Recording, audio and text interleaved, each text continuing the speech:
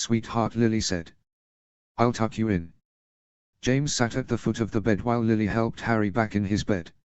She tucked him in and Harry reveled in the feeling of being tucked into bed by his mother.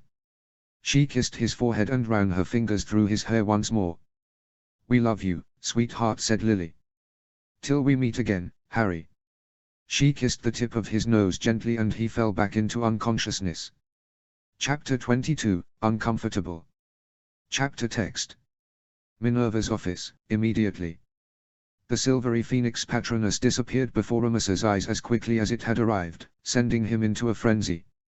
It was late in the afternoon and Remus was thankful he'd just come home from his shift at the bookshop. Remus knew that as soon as he saw the phoenix patroness arrive at Grimmauld Place, Harry was in danger. Though Albus had been ousted from Hogwarts physically, he was in constant communication with Minerva. In turn, Minerva was in communication with Remus. Given Harry's propensity for finding danger, Remus was both unsurprised and panicked when the Phoenix Patroness arrived. We've got to go, now, said Remus, to Sirius, who was laying half asleep on one of the sofas in the library. HRMPH. It's about Harry, let's go. As soon as Sirius heard Harry's name, he stood instantly from the sofa and gathered himself. Sirius followed Remus down the stairs to the kitchen, where Lyle was reading the Daily Prophet and enjoying a cup of tea. What's the matter, said Lyle, astonished by Remus and Sirius's panic. Something to do with Harry at Hogwarts, Remus said tensely. Stay here, we'll send messages along the way. You're sure, said Lyle.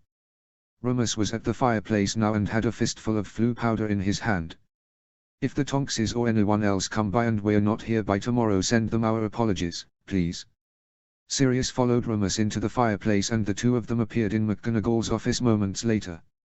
What's happening? Remus asked immediately. Where's Harry? He found the Chamber of Secrets and we killed the basilisk, one of the Weasley twins said. Remus noticed the boy's jumper, which bore a gold-embroidered G, which meant the boy was George. What the F, began Sirius, but Remus elbowed him. Who's that? Asked a visibly shaken, ghostly pale Ron. He pointed up at the man next to Remus. Sirius Black, said Sirius. I'm Harry's godfather. Remus was quickly losing his patience.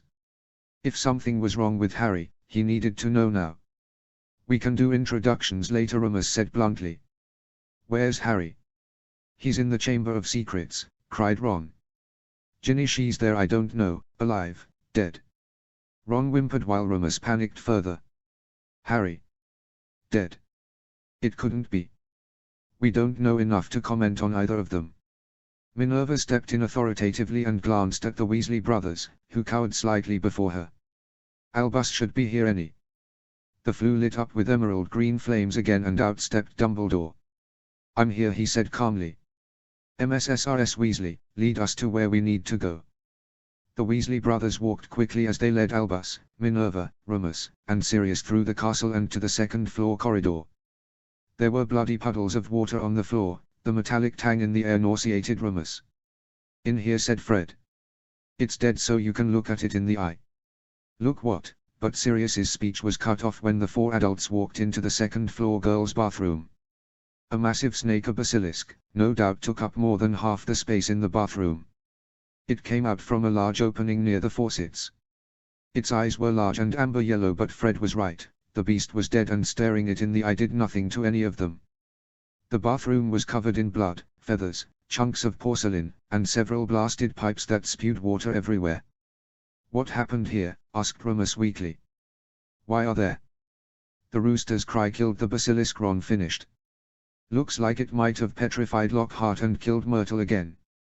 Remus was ready to question who Myrtle was and what it meant for her to be killed again when he saw Dumbledore approach the basilisk and remove one of its fangs with ease. He tucked the fang into his robe pocket, whistling lightly, and approached the opening near the faucets where the basilisk had obviously come from. Reducto. Dumbledore had his wand pointed at the opening and it expanded enough that 3 basilisks could have fit into the opening. Sirius, Remus, follow me, said Dumbledore. Minerva, if you haven't already, please contact Arthur and Molly. Please fetch Fawkes and bring him here. Without another glance, he jumped into the opening and disappeared without another word. Harry did that too, Ron said, in a strangled voice. I couldn't hear him again. Remus swallowed hard. He had no intention of going into the Chamber of Secrets if that's what really lay ahead of them, but if Harry was down there, it was no question as to what he'd do. Padfoot, follow me. Fred and George both gasped and stared at Remus. All right, Moony, after you, replied Sirius. The twins gaped at Sirius, but Remus lost sight of them when he took the plunge down into the slimy, wet tunnel. For several moments the only sound he heard was Sirius's body crashing against the pipes and his own gasps of disbelief at what they were doing. I can't believe we never found this for the map, Sirius shouted. Remus thought he was going to be sick, so he kept his eyes scrunched closed and focused on fetching Harry as soon as possible. At last, Remus faintly heard arresto momentum and his body slowed just a moment before he fell onto a slimy, damp surface. He moved out of the way so Sirius could land in the same manner. Dumbledore already had 3 conjured lanterns and gestured for them to each take one. Dumbledore led Remus and Sirius through the tunnel. Deeper and deeper they went. Only the sound and sight of small animal bones marked any change from one location to the other. At last, they reached an open door that led to a large chamber. This will be it, Albus murmured. Wands at the ready, gentlemen. Remus and Sirius held their wands up. Together with Albus, they stepped through the door and found themselves in a cavernous, dimly lit chamber. There were 3 figures at the end of the chamber. Dumbledore ran with surprising ease. Remus thought he heard one of the figures say Avada Kedavra, but Dumbledore had disarmed the tallest of the 3 figures. Sirius and Remus were breathless and panting by the time they reached the end of the chamber. You've lost, old man. A handsome boy stood before them. He had Slytherin robes and a pin that indicated he was the head boy. A strange, eerie greenish glow surrounded his body. To his right, on the wet floor lay Harry. Remus cried, upon seeing the boy's pale, still frame on the chamber floor. Remus felt for any sign of life. Harry was cold and still as marble, he'd lost all color and Remus couldn't find a pulse. Please don't be dead, you have to live, Harry, live. Remus begged, while trying to warm up Harry's face and thin body. Sirius worked at Remus's side, trying to renovate Harry from his state. He won't wake, the handsome boy said softly. I've killed him.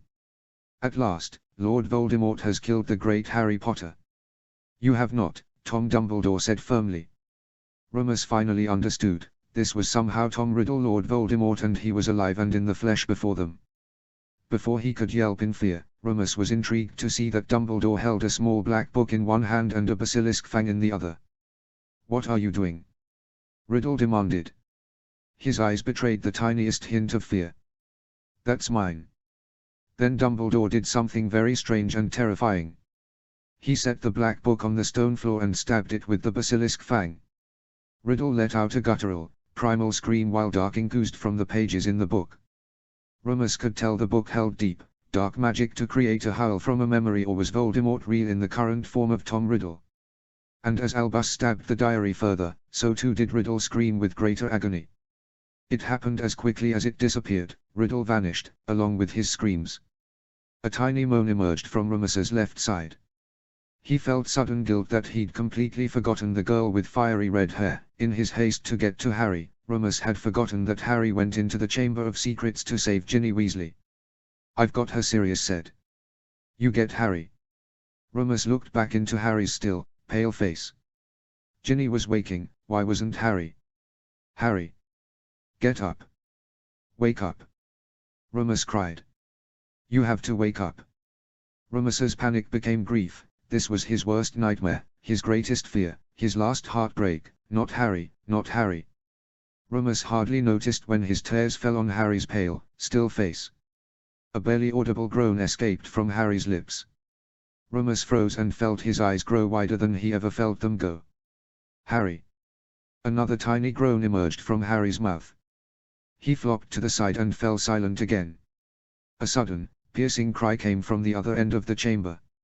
It was soothing, the cry, and Remus watched as a phoenix came flying into the Chamber of Secrets in their direction. Ah, Fawkes, Albus said pleasantly. So good to see you, my friend. He walked a few paces to meet Remus and Harry. I believe Harry is alive, but just barely. Fawkes will take us up to the infirmary so that both Harry and Miss Weasley can heal. It's all my fault, a shrill voice said. I let him control me. It's all me. Ginny wailed and sobbed against Sirius, who was alarmed at having the girl weeping into his shoulder. There, Sirius said awkwardly, patting Ginny's shoulder. It's all right. I killed the roosters. Ginny cried. I killed so many of them. It's all my fault, all mine. Ginny suddenly slumped against Sirius's body. Dumbledore tucked his wand back into his sleeve. She needs rest. Sirius, perhaps you can take her with you first to the infirmary. Her parents will be delighted to know she's all right. How? Sirius said, while picking Ginny up off the floor. Fawkes flew to Sirius's shoulder and squawked in his ear. Hold on to Fawkes's leg tightly, Dumbledore said calmly. Sirius took hold of one of Fawkes's legs, and, in a fiery flash, Sirius, Fawkes, and Ginny all disappeared. Phoenix magic is extraordinary, isn't it? Dumbledore may have spoken the words on Fawkes, but he was looking through the little black book as if it were the most extraordinary thing in the world. This was Voldemort's diary, it's how he was able to control Miss Weasley. I have no idea how she got her hands on this, but it is destroyed now. Remus gaped at Dumbledore and was ready to ask more questions when Fawkes returned with another gleeful squawk. Your turn, Remus Albus said gently. Harry will make a full recovery, I hope. You hope, screeched Remus. He's the most important. You can stay with him overnight. He'll want to see you when he wakes. Dumbledore gestured for Fawkes to hop onto Remus's shoulder. Remus gathered Harry in his arms. The boy still looked and felt too scrawny for a 12-year-old and held onto Fawkes's leg with a free hand. In a fiery flash, Remus felt himself pulled by his navel. It was a strange sensation to travel by Phoenix. It felt somewhere between traveling by apparition and Floo powder. Only seconds later and Remus was in the middle of the infirmary. A gaggle of redheads was already on one end of the infirmary. The Weasleys had arrived to tend to their daughter. Madame Pomfrey instantly moved aside and helped Remus bring Harry to the first available bed. As soon as he lay there, he coughed slightly. Remus thought he'd never heard a more beautiful sound, that of knowing Harry was alive. Sirius joined Remus on the other side of Harry and the two looked at each other before seeing Harry flutter his eyelids open. Harry. Are you all right? Said Remus. I'm not dead, croaked Harry. Sirius chuckled and stared at him. Remus let Sirius stare all he wanted.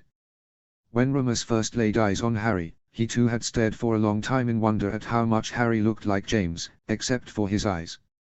Harry groaned and closed his eyes again. Mum and Dad had a lot to say. I was dead. Remus's eyebrows knit together in confusion. Harry, what are you? Harry opened his eyes again and glanced at Sirius. Why does Tonks look so scruffy? Sirius burst into his bark-like laughter and fell back against a chair. Remus burst into laughter too and Harry tried sitting up but fell back in the bed, confused. Harry, this is your godfather, Sirius Black, Remus said. Tonks isn't here. Harry might have been in pain and slow with his reflexes, but he still frowned. Why not? It's very late now and tomorrow's Easter, replied Remus. Besides, she moved out this week to be with Evan. Oh, Harry said, clearly disappointed. I thought I'd see her before she moved out. Must be why she wanted me home for Easter so badly. Remus hadn't heard Tonks mention anything about wanting Harry home for Easter, other than a vague claim of disappointment a few weeks before. Sirius had a peculiar expression on his face and his eyes darted from Harry to Remus and back very quickly. He shook his head slightly and stood again before Harry. You'll see Tonks soon, Harry, Sirius said. It's so good to finally meet you. You look just like your father. But with Mum's eyes, Harry finished. Remus noticed a suspicious look in Harry's eyes and a slightly hurt expression in Sirius's face. Remus cleared his throat lightly and changed the subject. Harry. You said you were, dead. Sort of, yeah, Harry said hoarsely. Mum and Dad had a lot to say. They forgive Sirius and they want me to be happy with you, Remus, and everyone else. This boy needs my care, Madame Pomfrey snapped. Unless none of you noticed, he has several cracked ribs. That explains the pain, Harry murmured. Or the killing curse again. Did I get another scar? What the? Sirius said, shocked. Remus was just as confused, but Madame Pomfrey shoved a few vials of potions down Harry's throat until he was sleeping moments later. "You can question him in the morning when he's rested enough," Pomfrey said primly. "You both are looking peaky and need rest yourselves." She flicked her wand and 2 beds opened up on either side of Harry. Remus groaned inwardly at the prospect of sleeping on an uncomfortable infirmary bed in his adulthood. "She hasn't changed one bit, has she?" whispered Sirius, while Madame Pomfrey tended to Ginny and the Weasleys. "We should be glad we're not students anymore." Remus put his hand on Harry's cheek and marveled at the steady rise and fall of his thin chest. He gave Harry's forehead a quick kiss before he tucked into the bed on Harry's right. "You really do love him," said Sirius softly. "Of course I do. Think he'll warm up to me?" "Give him time, it takes him a while to warm up to adults." Remus yawned and glanced at the clock. Somehow it was already 1 o'clock in the morning. "I'll see you in the morning." Sirius transformed into Padfoot and decided to sleep at the foot of Harry's bed. Remus didn't mind, and the 3 of them fell asleep in their respective spots. "Tell us exactly what happened down there," Remus said slowly. "Why is Harry saying he died and came back?" Remus and Sirius were now inside Dumbledore's office the following afternoon, on Easter Sunday. Ginny had been released from the hospital wing while Harry would stay another night for his cracked ribs to heal properly. He'd lunged in front of Ginny to save her life from a killing curse. Remus could hardly believe the tale and landed on his side hard enough that he'd broken his ribs. "Why did he tell us that James and Lily had messages for us?" Sirius added. Dumbledore sighed heavily. "There's more to this than meets the eye. That will be a conversation for another day, but I will tell you what I believe." Over the next several minutes, Dumbledore calmly explained the way that Voldemort's soul had ripped apart when he tried killing Harry. Both Remus and Sirius wore similar expressions of total horror upon learning that Dumbledore believed that part of Voldemort's soul had latched onto Harry's. "I believe, however," Dumbledore said carefully, "that the piece of Voldemort's soul that was once attached to Harry is now gone." "How?" asked a wide-eyed Remus. Sirius was sitting on the edge of his seat and staring intensely ahead at Dumbledore. Albus held up the diary he'd stabbed hours before. It no longer oozed ink and looked as nondescript as any book that had been mysteriously stabbed. "If I'm not mistaken, Voldemort put a bit of himself into this diary some 50 years ago. When Ginny Weasley poured her heart into it, Voldemort's soul was able to take advantage of her," Dumbledore said. "When Ginny was brought to the Chamber of Secrets, Voldemort possessed her. This meant that Harry had a link to both Voldemort and Ginny at the time. In having a link to both of them, when Voldemort cast the killing curse on Harry again, Harry used his body to shield Ginny's, creating a bond of sacrifice similar to what his mother did. Ginny and Harry share no blood, of course, but it did create a bond that hadn't been there before. This bond strengthened the link between Harry and Ginny. They already had the link through Voldemort, but Harry's sacrifice created something entirely new, something entirely unique to Harry and Ginny," continued Dumbledore. "Voldemort was linked with Miss Weasley through the diary, and Harry was doubly linked with Ginny through his newly created sacrificial bond. Ginny was the common link between both Voldemort and Harry, and as both of them happened to share a part of a soul, so long as Ginny stayed alive, Harry would, too." "But the diary was destroyed," Remus countered. "How did Harry stay alive?" "When the diary was destroyed, it destroyed the part of Voldemort's soul that controlled Ginny and allowed Ginny to regain control of her soul. It was at that point, I believe, do remember this is all theoretical, that Harry had the choice to come back. This is why he woke just moments after Ginny did." "He could have said no?" asked Sirius. "He could have stayed dead. Voldemort killed whatever remained of himself in Harry, but it took Harry with him," Dumbledore replied steadily. "Harry chose to come back, or perhaps was called back. Alas, we may never know." "But you believe he might have gone to an afterlife?" Remus whispered. "Where Lily and James are. It's possible. It might have been in Harry's head, for all we know." Dumbledore ran his fingers through his beard pensively. "That doesn't make it any less real for him or for us." Sirius ran his hands through his long hair. How does Voldemort keep coming back?" "That's the conversation for another day, I'm afraid," Dumbledore said delicately. "I have research to do on that matter, which will involve collecting memories, among other things." Remus suspected Albus knew more than he let on, but his relief from knowing Harry was alive and apparently no longer bound to Voldemort was greater than his suspicion of Dumbledore. Focus now on letting Harry heal. I imagine that he will have much to say on the matter in the coming weeks, Albus said. You may want to talk to your father, Remus. I'm sure he's wondering what happened to you. Oh, shit, yeah, Remus said, now stricken with guilt. Dad will want to know what's happening. I'll stay with Harry, Sirius offered. I'd like to get to know my godson. I'll see my dad now, Albus. Can I use your flue to get to and from Grimmauld Place? Dumbledore gestured for Remus to use the flue. Sirius went off to the infirmary to speak to Harry, while Remus stepped into the kitchen of Grimmauld Place to see his father. Lyle was bent over a cup of tea. He had dark circles under his eyes and a pale, strained expression. It was clear to Remus his father had slept very little since he and Sirius left the day before. He's alive and all right, Remus said quickly. Lyle relaxed and sighed heavily in relief. Thank Merlin, Lyle said hoarsely. I've been so worried, so has Tonks. She stopped by earlier. Remus's eyes flew open in surprise. He hardly expected her to come visit the Lupins and Sirius only 2 days after moving out of Grimmauld Place, even if it was Easter Sunday. He expected she'd be enjoying herself with her family and her stupid fiancé, Evan. She did. She wanted to go to Hogwarts with you and Sirius, Lyle said carefully, but I told her to let you and Sirius manage. That's a shame, Remus said glumly. Harry really wanted to see her. He thought she was serious in a scruffy morph. Lyle gazed at Remus, evidently deep in thought. I'll let Tonks know Harry's all right. Are you going back to the castle now? I will be, but first I need to tell you everything I know. Remus sat down and prepared his father several cups of tea for the long conversation ahead. Lyle was startled when Remus spoke on the chamber, the links between Ginny, Voldemort, and Harry, and finally Harry's experiences in a sort of afterlife. Albus says Harry will likely tell us more, rasped Remus, now that his voice was strained from all the talking. But Albus mentioned something about Voldemort coming back. I don't know what that means or how it works, but I'm scared, Dad. I almost lost Harry and I thought, hell, I thought my world had ended. That's what happens when one has a child, Lyle said gently. The night you were bitten was the worst night of my life. You're alive and that's all that matters. So is Harry. Do you want to come with me to see him? Offered Remus. He'll be happy to see you, I'm sure. Will Poppy or Albus mind if I invite Tonks to come too? Said Lyle. She was beside herself with worry. Of course, Remus stammered. Please.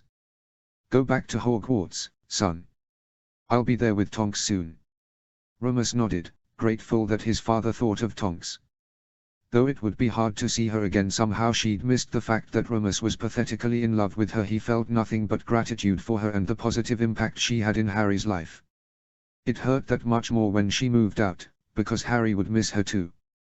You know, every time I think he can't surprise me anymore, Remus said, stifling laughter, he does it again. Let me read you all his latest letter. Remus cleared his throat and picked up the parchment he'd brought with him to the Tonks' home. They'd invited the Lupins and Sirius over for Sunday lunch the week after Easter to learn what had happened with Harry.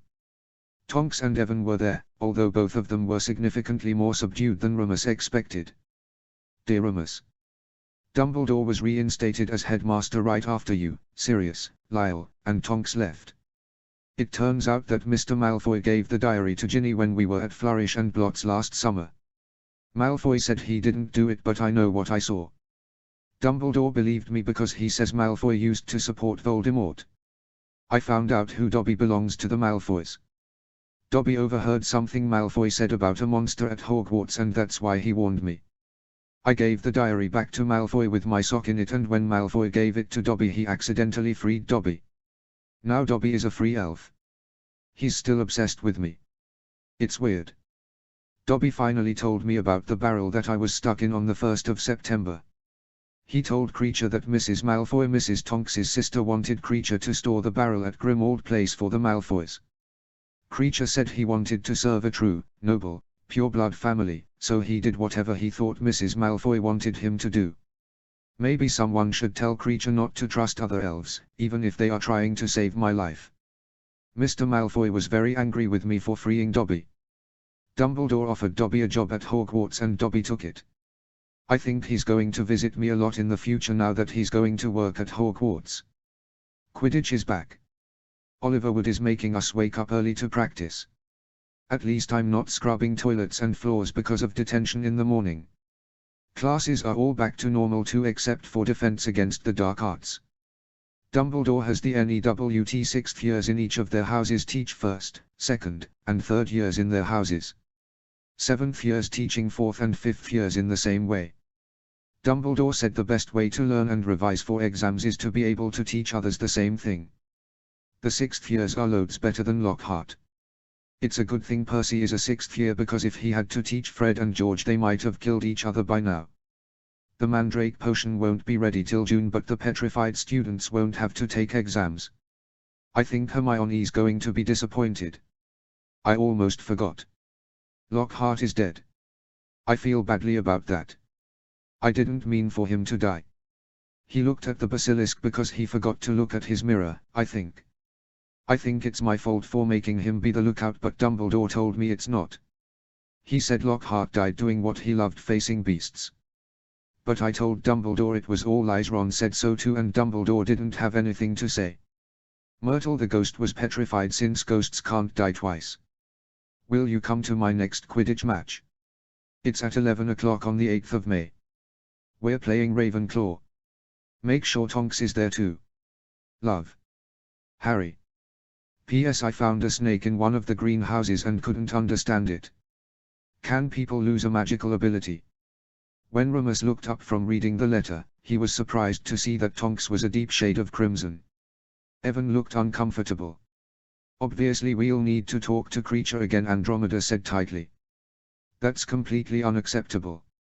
Creature's already been told not to obey anyone but us, Sirius said. Tonks and I now co-own Grimmauld Place, so we co-own Creature. He should answer only to the two of us and anyone we explicitly tell him to answer to. We haven't had any trouble since September, said Lyle. He's still the crankiest elf I've ever met but he keeps to himself. Will everyone be available on the 8th of May, asked Remus, while eyeing Tonks in particular, who sank further into her seat. Evan cleared his throat and shook his head. We've got plans with my family that day, Evan said evenly. It's my mum's birthday. We'll be with Evan's family, Tonks said quietly. Please tell Harry we're sorry to miss his match. You can't write him yourself, said Sirius. Tonks blushed again and mumbled something about being too busy. Remus eyed her warily but shook his head and looked at Andromeda and Ted instead. Will you be able to come? I'm sure Harry will be happy to see you both. We'll go, Ted said, grinning. He's a superb flyer, even if he's playing my old house. We'll give him your best, sweetheart, said Andromeda, while kissing Tonks's cheek. We know how much he means to you. Tonks mumbled a hasty excuse me and stood abruptly. Evan's lips were in a tight line and he too excused himself and followed Tonks upstairs. Do I want to know? Asked Sirius. Whatever's going on with those two. Nymphadora wants to delay their wedding, Andromeda said lightly. I'm told it's caused a bit of a rift but they're working through it as best they can. Why do they want to delay it? Sirius winked in Remus's direction. Remus felt himself grow hot and flush. Lyle eyed Remus with an inscrutable look in his gaze. It's not our place to ask, Sirius, Lyle said firmly, while looking at Andromeda and Ted. Tonks is free to live her life as she pleases. Thank you, Lyle said Tonks, as she walked back downstairs, looking decidedly happier than when she'd gone upstairs.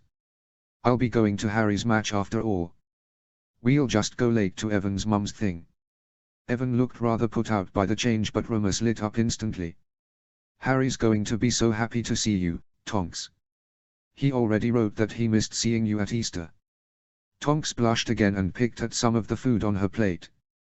Lyle cleared his throat and switched the subject, choosing to focus on the upcoming elections for a new Minister for Magic in light of Sirius's recent freedom. Cornelius Fudge had bungled the handling of Sirius's arrest in 1981 and the wizarding world hadn't taken well to the idea that an innocent man could be locked up in Azkaban for over a decade. As the others slipped into easy conversation on Fudge's many failures as the Minister for Magic, Remus watched Tonks intently. He knew something was wrong and it had to do with Harry and Evan.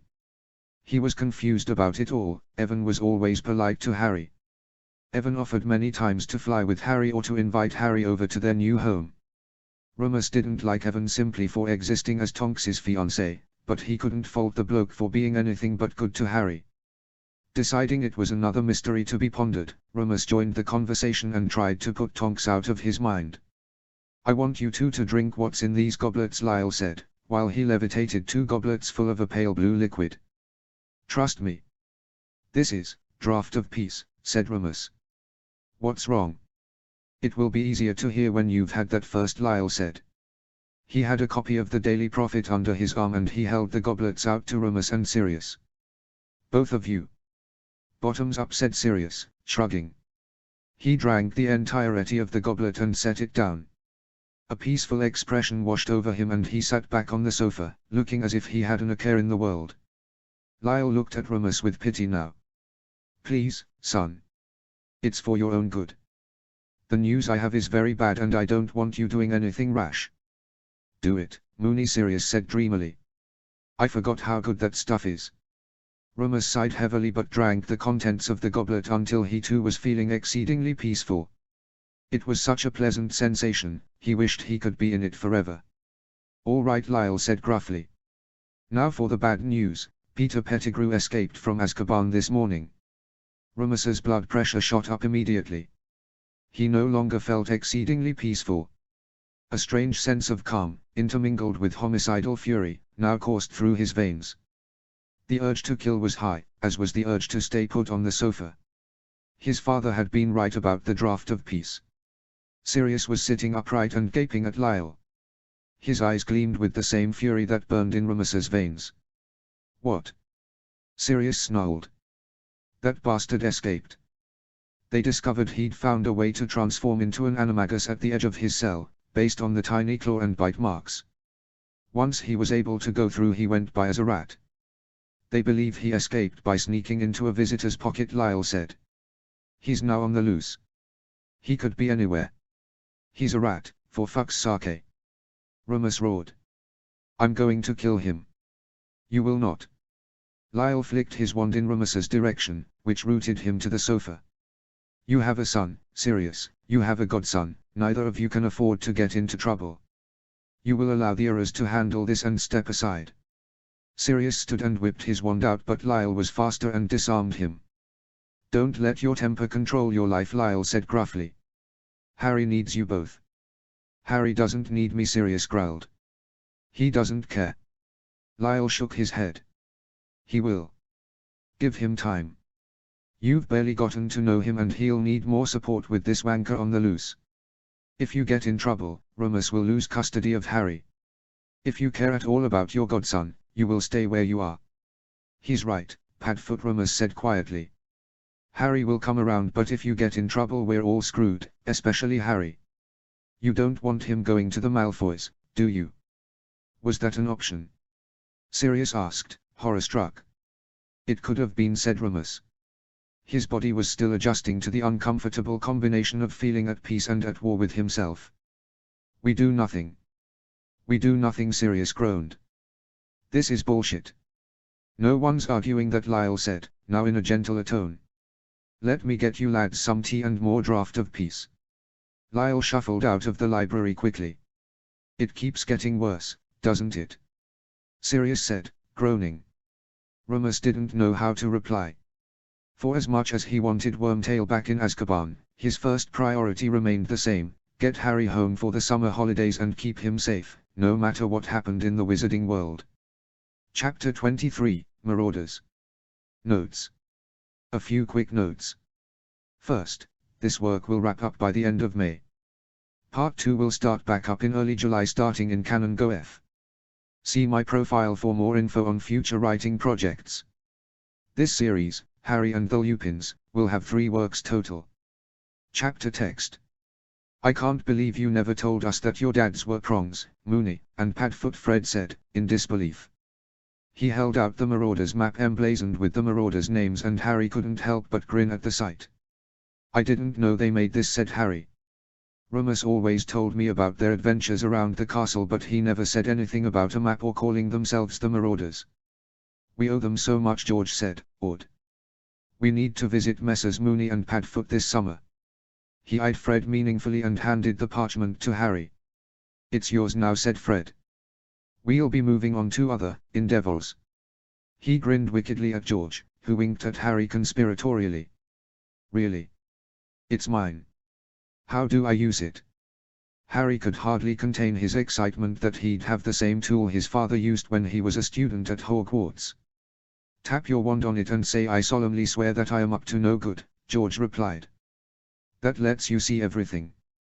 But when you're done using it, tap your wand against it again and say, Fred interjected. Mischief managed, the twins said, in unison. They tapped their wands against the parchment and the map disappeared. This is brilliant. The only part of the castle it doesn't include is the Chamber of Secrets, Fred lamented. You could ask Mooney or Padfoot about that this summer. I will, Harry promised. I wonder if they missed anything else. I solemnly swear that I am up to no good, murmured George. He pointed to a passageway and said, this one's caved in so you can't use it, but everything else is accurate.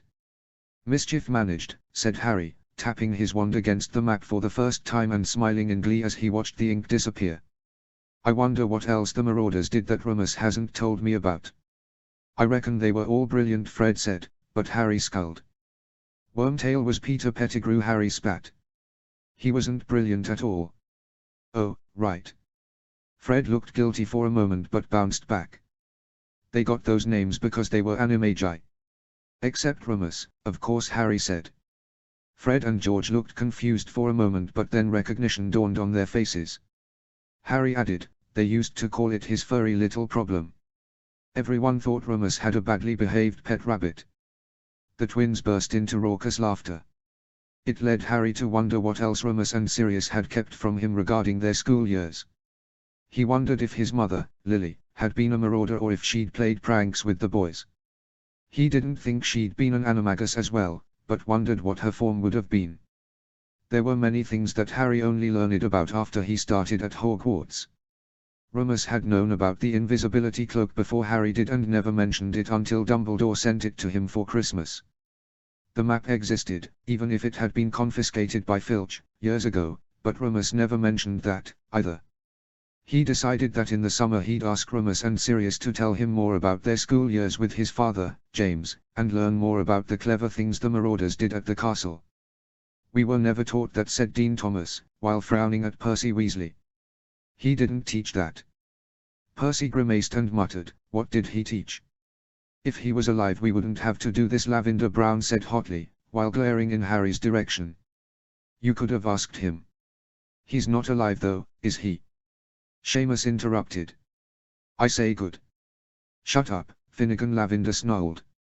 She began whispering to Parvati Patil, who was glaring daggers at the Weasleys and Harry. That's enough. Percy shouted.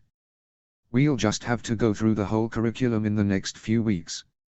It'll be good for us, with our N.E.W.T.S coming up next year. Harry and Ron sank into their seats upon hearing their fellow Gryffindors' groans. Harry felt especially guilty in the wake of Lockhart's death. He thought he could have been more instructive, more patient, and now the man was dead. He never wished death for Lockhart, even if he'd stolen other people's achievements, but due to his untimely death the second years were now taught by overzealous Gryffindor sixth years already preparing for their NEWTS. We'll practice disarming today, said Alison Barnes, over the second year's protests. Partner up.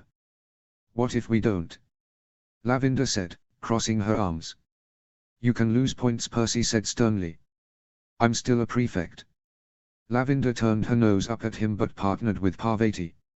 Harry noted that neither of them could disarm well and thought the practice would be good for them both. Percy isn't doing us any favors, Ron complained. Everyone blames us for Lockhart. Harry hung his head. It's my fault. I should have been nicer. We didn't really need him. Dumbledore said it wasn't your fault. Didn't Remus say the same in his letter? Ron disarmed Harry on the third try and handed back Harry's wand with a huge smile. Yeah, but I reckon he's just saying that to make me feel better. Maybe I'll ask Sirius. Harry disarmed Ron on the first try and grinned. It was one of the spells he learned from Tonks that he'd gotten plenty of practice with. Your godfather. I thought you didn't like him. Ron tried disarming Harry again, but Harry kept his hand steady on his wand. Why doesn't this work better for me? You've got to mean it, replied Harry. I thought I didn't like him because he's still the reason my parents are dead, but I reckon he made a mistake like I did.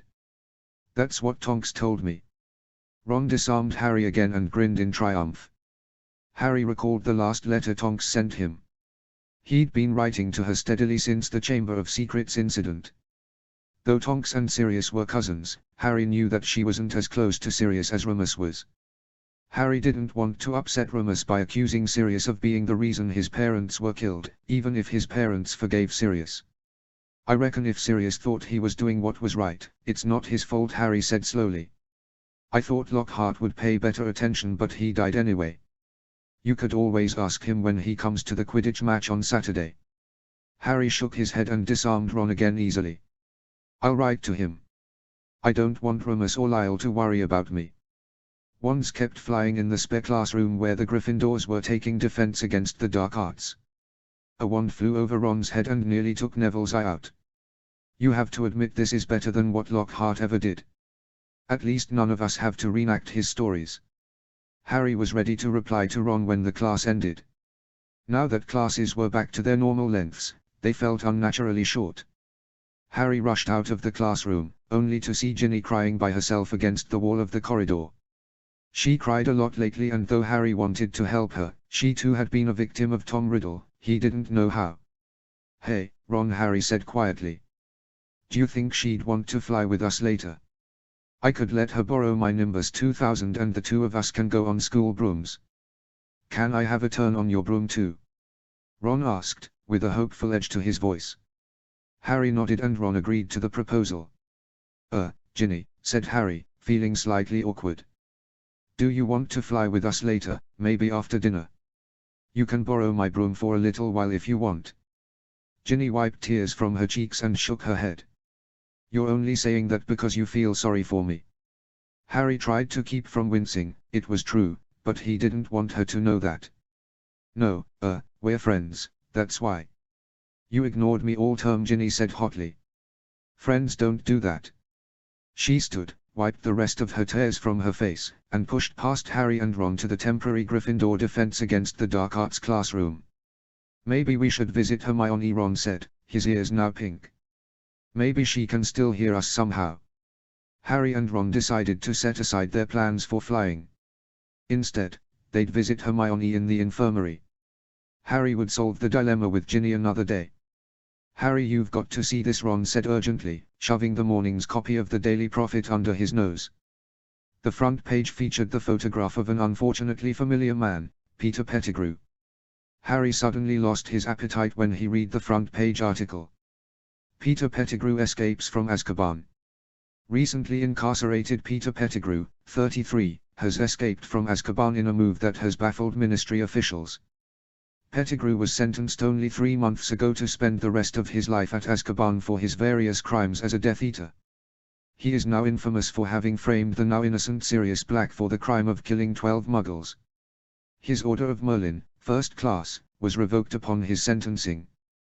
Pettigrew spent the last 12 years in his animagus form of a rat and thus eluded capture. We are doing all we can to recapture Pettigrew, said the disgraced Minister of Magic, Cornelius Fudge, this morning, and we beg the magical community to remain calm. Fudge has been criticized by some members of the International Federation of Warlocks for informing the Muggle Prime Minister of the crisis. Well, really, I had to, don't you know, said an irritable Fudge. Pettigrew is a madman. He's a danger to anyone who crosses him, magic or Muggle. I have the Prime Minister's assurance that he will not breathe a word of Pettigrew's true identity to anyone. And let's face it, who'd believe him if he did? While Muggles have been told that Pettigrew is carrying a gun, a kind of metal wand that Muggles use to kill each other, the magical community lives in fear of a catastrophe like that of 12 years ago, when Pettigrew murdered 12 innocent Muggles, framed an innocent wizard, and transformed into a rat to escape his wrongdoings. When pressed on whether Pettigrew's animagus abilities had anything to do with escape, Fudge vehemently denied the connection. Even if it did, we placed anti-animagus charms on his cell. How does a rat swim away from Azkaban? Fudge said.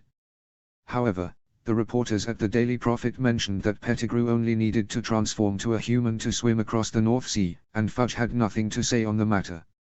To read more on the disgraced minister and the bid to push him out of office, see page 7 of today's Prophet. I need to write Remus and Sirius, Harry said instantly. I reckon they are going to try to find him. I want to find him. Should I write to you, too? Ron said, arching a brow at Harry. Don't go after him, mate. I know, I know. An unusual clinking sound emerged from the teacher's table. Harry was surprised to see Dumbledore at breakfast on a weekday, but he was standing at his usual spot in crimson robes and facing the students. Good morning, Dumbledore said calmly. As many of you might have seen, there has been an escape from Azkaban. The Great Hall broke out into murmurs and whispers, with many of the students shoving that morning's edition of the Daily Prophet into each other's hands and faces.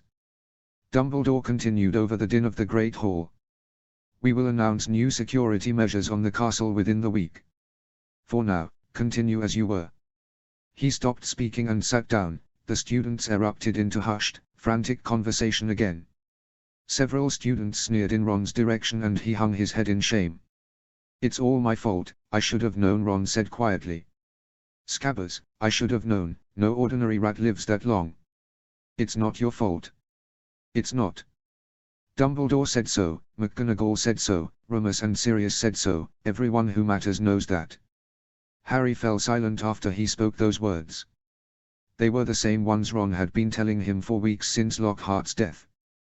They were the same words they told Ginny, too, after being hoodwinked by Riddle and his diary. Come on, Ron said Harry. We've got charms. Flitwick said that if we get good enough at the slowing charm we can practice falling off of broomsticks someday. Ron half-heartedly stood, with his shoulders hunched forward, looking ever guiltier under his classmates' scrutiny. Harry had his own glares, mostly from his female classmates, for being blamed for Lockhart's death. At least, thought Harry, he wasn't being ostracized alone. Harry was up on his broomstick and freezing under the rainy May morning. The Quidditch match against Ravenclaw was well underway, but the snitch had yet to be found, thanks to the whipping of the wind and rain around him. A gloom settled over the castle with the arrival of several Dementors from Azkaban. They were required to stay outside of Hogwarts's grounds, but their presence was stronger near the Quidditch pitch, being so close to the edge of the grounds. Harry wandered around the pitch in the rain, occasionally flying by the scoreboard to see how the teams were doing. He could barely see anything in the rain, but Lee Jordan's announcements were clear enough. Alicia, Angelina, and Katie had each already scored 3 goals, giving Gryffindor a sizable lead. Oliver's grueling practice schedule was paying off, even if it came at the cost of losing hours of sleep for the Gryffindor Quidditch team. The lack in visibility, however, did nothing to help Harry. Despite the waterproof charmed goggles he wore, the wind and downpour of rain drenched him to the bone. Harry thought he saw something glinting in the distance. He sped forward on his broomstick, hoping the snitch would be caught at last. The glint rose higher into the sky and he followed it until he felt a deep sense of dread. Harry's hand reached the snitch just as he began fearing for his life. The crowd erupted below, releasing him from his sense of dread and fear. He was confused, but flew down in a nosedive to get back to the Quidditch pitch. He landed hard on the muddy grass and slid off his broomstick until he was practically covered from head to toe in grass and mud. We won! Oliver cried happily. 350-100, flattened Ravenclaw. The Gryffindors shouted in glee and swarmed the pitch. Harry groaned under the mass of people around him. His back and bum were sore from landing in the mud and he still felt faint from the height at which he'd flown. Harry was so dazed by the thrill of the chase that he was surprised to find himself in the Gryffindor changing room and blinking in confusion at his family. Eat these, said Remus, shoving a slab of chocolate in Harry's mouth. Now. Harry bit off a chunk and felt a warm, pleasant sensation in his body. His head felt clearer and he shook off whatever was in his hair, sending muddy droplets all over Remus, Sirius, Lyle, and Tonks. Oh, yelped Sirius. He waved his wand and cleaned off the majority of the mud from Harry's Quidditch robes. Why do I feel like this? Asked Harry. Foggy. Dementus, Remus replied tersely. They were flying overhead and I think you got closer to them but not close enough that they'd affect you anymore. You didn't pass out. Harry's jaw dropped mid-bite. Do most people pass out? If they get too close, sometimes, Sirius said. But we'll talk about that when you come home for your summer holidays, Prongslet. Harry made a face at Sirius. That's not my name. Sirius blinked a few times and nodded. Of course not. You're Harry. Tonks cleared her throat and proceeded to hug Harry tightly. Tonks. You don't care that I'm covered in mud. Why should I? Tonks said brightly. I'll be covered in it soon enough. I've already tripped twice today and fallen face first into puddles. Harry laughed and hugged her again. He sometimes felt as if the only truly honest adult in his life was Tonks. He'd mentioned in a few letters to Remus and Sirius that he wanted to learn more about the Marauders, but they hardly ever said anything but anecdotes Harry already knew. While he loved Remus and Lyle and was getting to know Sirius, Tonks was always honest. Perhaps he could convince her to learn more about the Marauders and tell him what they did. Have more chocolate, Harry said. Lyle. We'll send you more for all these blasted Dementors. They haven't found him. Wormtail? Asked Harry, looking at Tonks. He noticed that both Sirius and Remus clenched their jaws tightly at the mention of the rat. No, Tonks said miserably. It makes it harder that his animagus form is a rat, so he's tiny. He could be in the sewers of London for all we know. We're trying to convince the Muggles and the magical population to breed or adopt more cats, since they'll naturally hunt rats.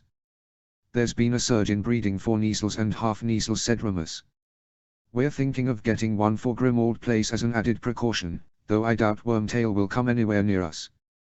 Harry doubted that a cat, even a half-Kneasel, would be able to spot an animagus like Wormtail, but the others seemed to think it would work. We've also been placing anti-animagus charms all over Wizarding Britain. We can't put them everywhere, obviously, but the Ministry of Magic and most places in Diagon Alley have the charms in place, added Tonks. I'm beginning to think that he might have left the country. Harry furrowed his brow as Remus helped him out of his muddy robes and cast cleaning charms on them. Where would he go? Azkaban is in the middle of the North Sea, replied Sirius. If he swam or went in another direction, it's possible he's in Norway, Denmark, or even Germany. We've got Auras in those nations looking for him as well. Tonks pushed back her crimson fringe behind her ear. We're all doing our best. I would go searching for him myself, Sirius said quietly, but I've been advised against it. Shame, really, as I've got loads better senses as a dog than as a human. Not to mention I'd recognize his scent anywhere. Why don't all the Auras become Animagi, then, said Harry, now in warm, clean clothes. Becoming an animagus is hard work, said Tonks. It's really impressive that 3 fifth-year Gryffindors managed it. You've got to put a mandrake leaf in your mouth for a month. Harry scrunched his nose in disgust. The second years were managing the mandrake plants for the mandrake restorative potion, and the thought of putting one of their leaves in his mouth for a month made him feel ill. You see, Tonks said, tussling Harry's hair affectionately. That's just one part of becoming an animagus. Was my mum an animagus? Asked Harry. Remus and Sirius both chuckled to themselves and shook their heads. No, said Remus. She wasn't. I don't think she would have wanted much to do with that at all. Why not? Weren't you all friends? Harry said, cocking his head to one side. Sirius and Remus winced. Harry was sure they were keeping something from him. We'll talk more over the summer holidays, Remus said uneasily. It's a long story. Harry was very dissatisfied with that answer. Speaking of the summer holidays, Tonks interjected, in a clear attempt to break the tension in the room, you're welcome to come see me and Evan whenever you want. We have a little cottage now with a big field you can fly in. Harry brightened considerably at this. He noticed Remus frowning and Sirius elbowing him in the side, while Lyle looked away from everyone. He had no choice but to conclude that they were definitely hiding things from him. You can see her now, Madame Pomfrey said to Ron and Harry, who had been waiting outside the hospital wing for hours while she, Sprout, McGonagall, Snape, and Flitwick all administered the mandrake restorative potion to the nearly 24 students petrified since October. Harry and Ron rushed in and ran to meet Hermione, who was sitting up with a confused look in her eyes. There was a large, orange, bow-legged cat at the foot of her bed purring contentedly at Hermione. "Why is there a cat here?" she croaked, looking up at Harry and Ron. "Why am I here?" "We've got loads to tell you, Hermione," Harry said sheepishly. "You've missed a lot." Harry and Ron quickly told Hermione everything she'd missed since she'd been petrified, from Pettigrew to the basilisk, including Lockhart's deceit and unfortunate death. Hermione interrupted them frequently. "You can't speak Parseltongue anymore. You can lose a magical ability. Dumbledore said it has something to do with Voldemort." Harry shrugged. "But what's this cat doing here?" "It's called Crookshanks and he's a menace," Ron said disdainfully. "You're the only one he likes." "If you'd like," Miss Granger interrupted Madame Pomfrey, "you may keep him. He is a half-Kneazle and somewhat temperamental, but he's taken quite a liking to you." Hermione beamed at the orange mass at her feet and brought him up for a kiss. Crookshanks purred against Hermione's chest, confusing both Harry and Ron. The ginger beast had been nothing but antisocial with them. "Remus said we're getting one, too," Harry said glumly. "I hope ours is nicer than Crookshanks." "But he's such a sweet boy, aren't you, Crookie?" Hermione cooed, planting another kiss on Crookshanks's head. Ron shook his head, baffled, and rolled his eyes at Harry. "I can't believe I've missed so many classes. I'm going to fail our exams," Hermione said suddenly. You don't have to take the exams. All petrified students are excused," Ron stated. "I wish I'd." Hermione glared at him. "No, you don't. I'll ask Professor McGonagall if I can still take them. I've got a few weeks, with enough notes, I could do it." Her eyes now gleamed with manic determination that meant she wouldn't change her mind. "We'll help you, Hermione," Harry said reluctantly. "We should be revising, too." Ron gave Harry a dirty look, as if to say they did not need to be revising weeks before the exams arrived. Hermione, however, clapped her hands with glee, and so Ron begrudgingly agreed to help Hermione learn everything she'd missed since her petrification. Harry was on the Hogwarts Express on the way home for the summer holidays. He was eager to be home and away from the Dementors and their classmates until September. The school seemed to have forgiven Harry and the Weasleys for their many missteps during the term, as Lockhart's secrets were exposed in an article in the Daily Prophet, and all those petrified were now restored to full life. Hermione and Ron must have been talking about their families, as Ron startled Harry with a question. "If your mum's family hadn't died, do you think they'd have let you come to Hogwarts?" he asked. Harry was surprised by Ron's question. It had been a long time since he thought about the Dursleys. "I've no idea," Harry said truthfully. "If it was Aunt Petunia and Uncle Vernon, maybe. I can't imagine them anywhere near platform 9 3/4. They'd probably make me pay my way home. If it was Aunt March, definitely not. She thought Dumbledore and Remus were Satanists." "What's a Satanist?" Ron asked, with his mouth full of chocolate frog. "Honestly, Ronald," Hermione scoffed. She gave an in-depth explanation of Muggle religions and the suspicions surrounding witchcraft in medieval times. She concluded, saying, "It's as if you don't pay any attention in history of magic." While Ron and Hermione bickered about history of magic and Muggle religions, Harry's mind drifted off to what his life might have been like had the Dursleys stayed alive. He imagined going back to Privet Drive and wasting away in the little cupboard under the stairs. He imagined continuing to be Dudley's punching bag, even though they knew Harry was a wizard. He even imagined trying to do his summer homework in the cupboard. He couldn't have had Hedwig, as she wouldn't tolerate being stuck in a cupboard for 2 months out of the year. Though Harry suspected Remus and Sirius weren't always honest with him, especially Remus, he vastly preferred the life he had now to the one he could have had if the Dursleys had lived. He had Remus, Lyle, and Sirius waiting for him at platform 9 3/4. They weren't perfect, but they were his family now. He was still slightly disappointed that Tonks had moved out of Grimmauld Place. He was looking forward to pranking Remus and Sirius with her help. The train began slowing down. He looked out of the window in the compartment and was pleased to see Remus, Lyle, Sirius, and Tonks all waiting for him on the platform. "I wasn't expecting Tonks to be here, too," Harry said, grinning. "I hope she stays for dinner." "Where's her fiancé?" asked Hermione.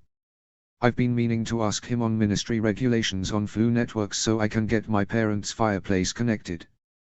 "I dunno. I haven't seen him in a while. Harry shrugged and took Hedwig's cage from the compartment just as the train came to a stop. I can ask for you. I'm sure he'll be around this summer. Harry eagerly came down the steps of the compartment and greeted his family. Sirius was interested in meeting Hermione, as he'd been told she was Harry's muggle-born, trouble-making friend. Harry merely said that she was top of their year and she was flattered all the same. Oh, Tonks, said Harry. Hermione wanted to ask Evan about. Tonks cleared her throat uncomfortably and Remus shook his head in Harry's direction, confusing him. About that, Tonks said awkwardly. Evan and I are on a bit of a break. I'll be living at Grimmauld Place again, if that's all right with you, Harry. Harry grinned at her and hugged her tightly. We'll play pranks on them, right, he whispered. Fred and George gave me these sweets that if Remus and Sirius eat them they'll get boils all over there. That's an excellent idea, Tonks interrupted. I could use the distractions. Harry made his goodbyes to his friends and half-heartedly promised to write. He was glad indeed when he was finally on his way home with his family after a long, strange term at Hogwarts. Harry woke to the sound of loud, angry arguing.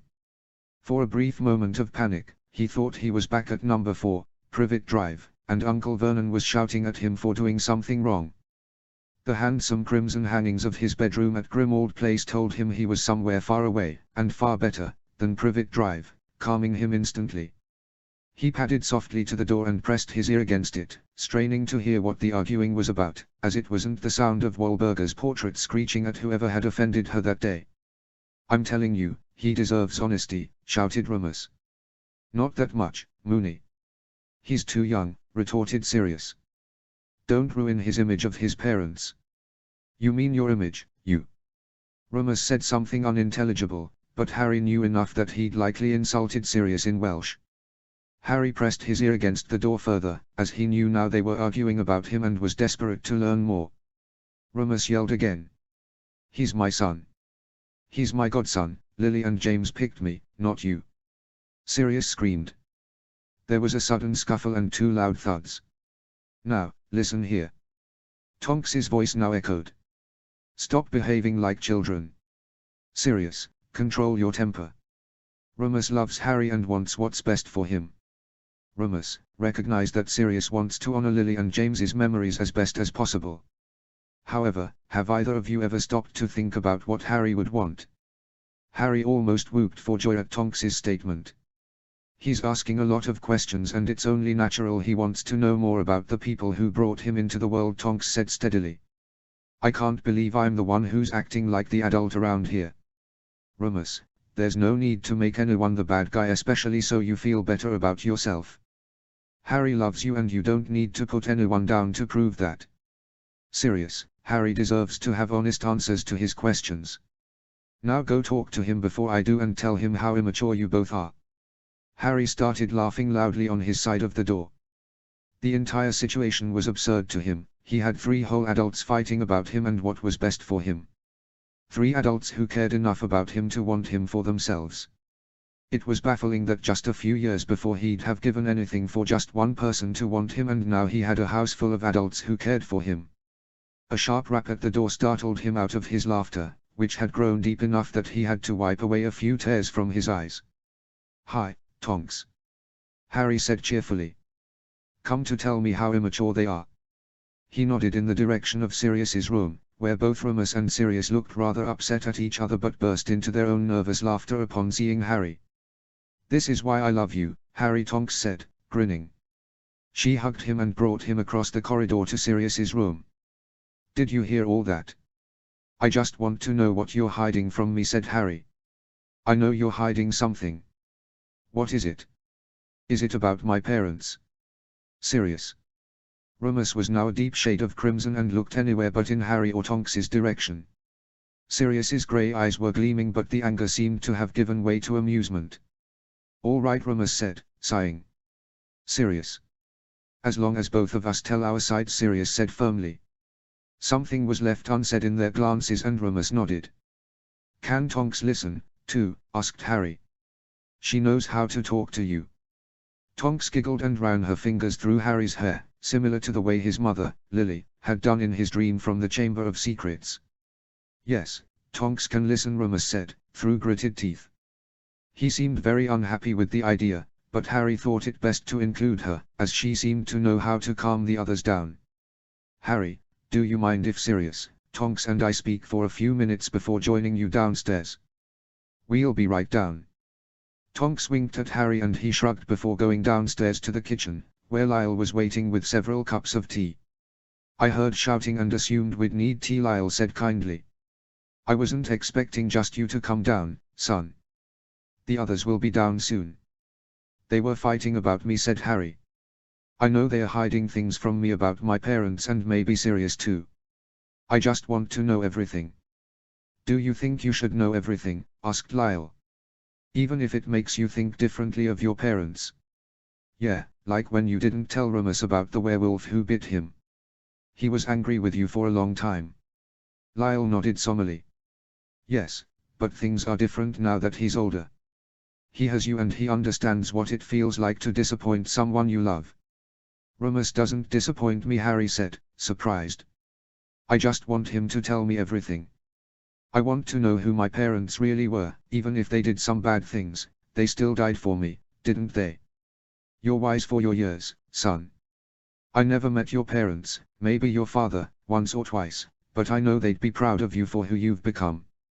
Lyle patted Harry's shoulder and brought out several of Harry's favorite biscuits. Harry was reminded of the vision of his parents, in which they had told him they were proud of him. Everyone has flaws, Harry. I believe Remus has told me many of the things he did in school, or, more accurately, didn't do, and I know he feels guilt over it now, Lyle continued. Is there anything he could have done that would make you think less of him? Enough that you wouldn't want to be here anymore? Harry thought hard for several moments. He still felt guilty over Lockhart's fate, especially as it hadn't been his intention for the man to die. Remus, Sirius, Lyle, and Tonks still wanted him home and still seemed to care about him. He thought back to Pettigrew. He wondered if Remus killing Pettigrew would have made any difference to the way he felt about the man who'd committed to raising him. No, Harry said. I think I'd be really angry if Remus did something like kill someone, even if he thought they deserved it, like Wormtail, but I know he would only do it because he cared about my parents and me. You never cease to impress me, son. Lyle sat back and smiled warmly at Harry. Thanks for being my granddad, Harry said softly, even if I'm not your real grandson. You're as real of a grandson to me as if you'd been a Lupin. The door to the kitchen swung open and Remus, Sirius, and Tonks came downstairs to join Harry and Lyle. All right, Harry, Remus said calmly. You can ask us anything you like and we'll be as honest as we can be. Harry lit up again. You promise? We promise. Chapter 24, Memories. Notes. Note for timing, this chapter starts a few weeks before the last scene in the last chapter. Chapter text. Dad. Remus said, feeling awkward. Do you have a minute? Is this a quick minute or tea minute? Tea. Of course, Remus. Lyle busied himself with making tea. Remus sat nervously at the wooden table in the kitchen at Grimmauld Place and waited for his father to fix a few cups of tea for their conversation. What's on your mind, son? A lot, Remus said hoarsely. I could use some advice. Is this about Harry? Not exactly, but not about Harry. All right, why don't you tell me more? Lyle took his first sip of tea and sat back in his chair. I overheard a conversation I shouldn't have heard, Remus began slowly. I don't think I should have heard it, and I know I should have walked away, but that's part of my problem. Eavesdropping was always easier with you because of your hearing, Lyle said wryly. If you heard anything you shouldn't have, your mother and I were happy you never mentioned it. Remus blushed slightly. There were many things he'd heard from his parents' bedroom in his childhood and chosen not to comment on. He cleared his throat, feeling uncomfortable, and explained. Tonks was talking to Sirius about Harry. I'm conflicted about it all, before you ask me, Remus said defensively. Tonks loves Harry like a son. Her Bogart has changed to dead Harry, which is when she realized how much she cares for him. Evan and her parents have been worried about this change. It's not because they don't love Harry, they all do, obviously, but because Tonks isn't Harry's mother or parent. I am. Sirius and I are co-parents, for lack of a better term. Remus grimaced. Sirius was Harry's godfather, but Sirius and Remus had vastly different opinions in raising Harry, beginning with how to tell Harry about the increasingly frequent questions on the Marauders' school adventures. "They're afraid that Tonks is going to say or do something that will, step on my toes." "Sirius's toes?" Remus said, unsure. "Or that Sirius or I will find someone and Tonks will be a third wheel. Fifth wheel." "Do you know what Tonks thinks?" asked Lyle. "Did she say anything?" "She thinks I'm in love with someone else, which is ludicrous." "Excuse me?" Lyle's eyes grew wide. "You're in love with?" "That's what makes this worse," Remus said miserably.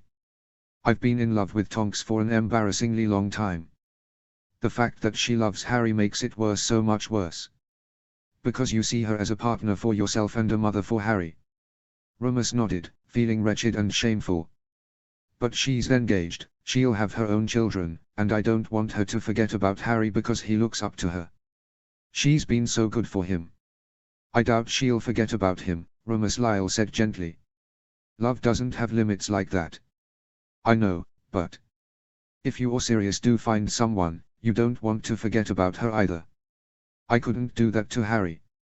He needs all the love and support he can get," replied Remus.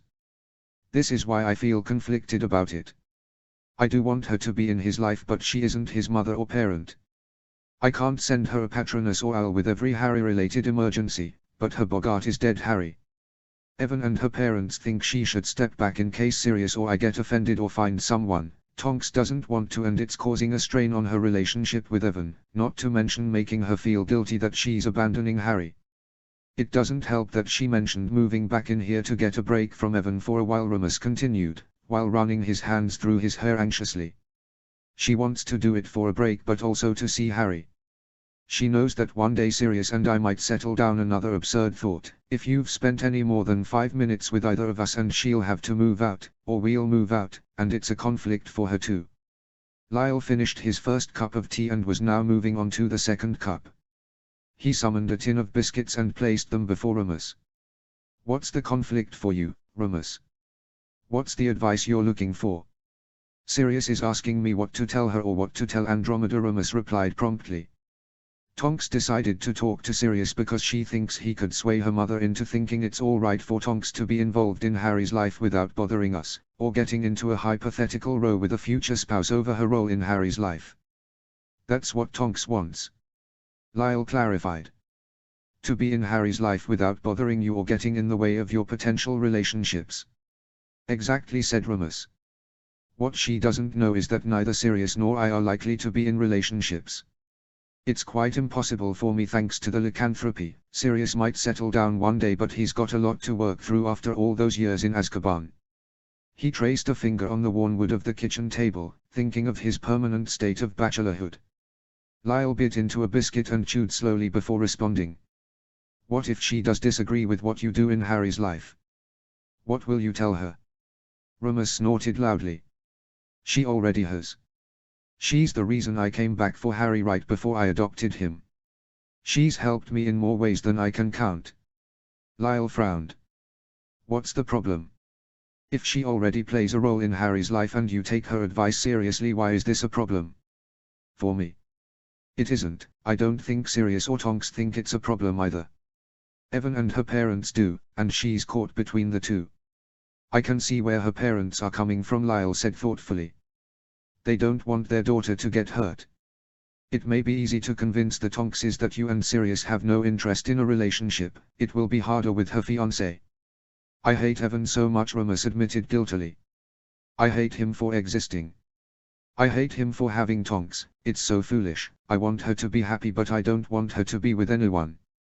"But you," Lyle finished softly, as Remus nodded. "It will kill me to have her here again and know there's no chance." Remus hung his head and groaned. "There was never a chance, you know. But I like to think maybe, if there wasn't anyone else." Lyle gazed at Remus. He opened his mouth for a moment but seemed to think better of it and closed it. "Don't lie to me," Remus said harshly. "Don't tell me I have a chance. She's engaged, for fuck's sake. Even if she wasn't no self-respecting." I'm not going to comment on that, Lyle said, looking suddenly tired. You asked for my advice on what to tell Sirius. I think you should tell him or tell Andromeda directly that you don't mind Tonks being in Harry's life and shaping how he grows up. Tell them you don't plan on being in a relationship anytime soon, if ever, and leave it at that. Tonks will make the decision she makes. What if she? Remus said shakily. If she chooses to pull away.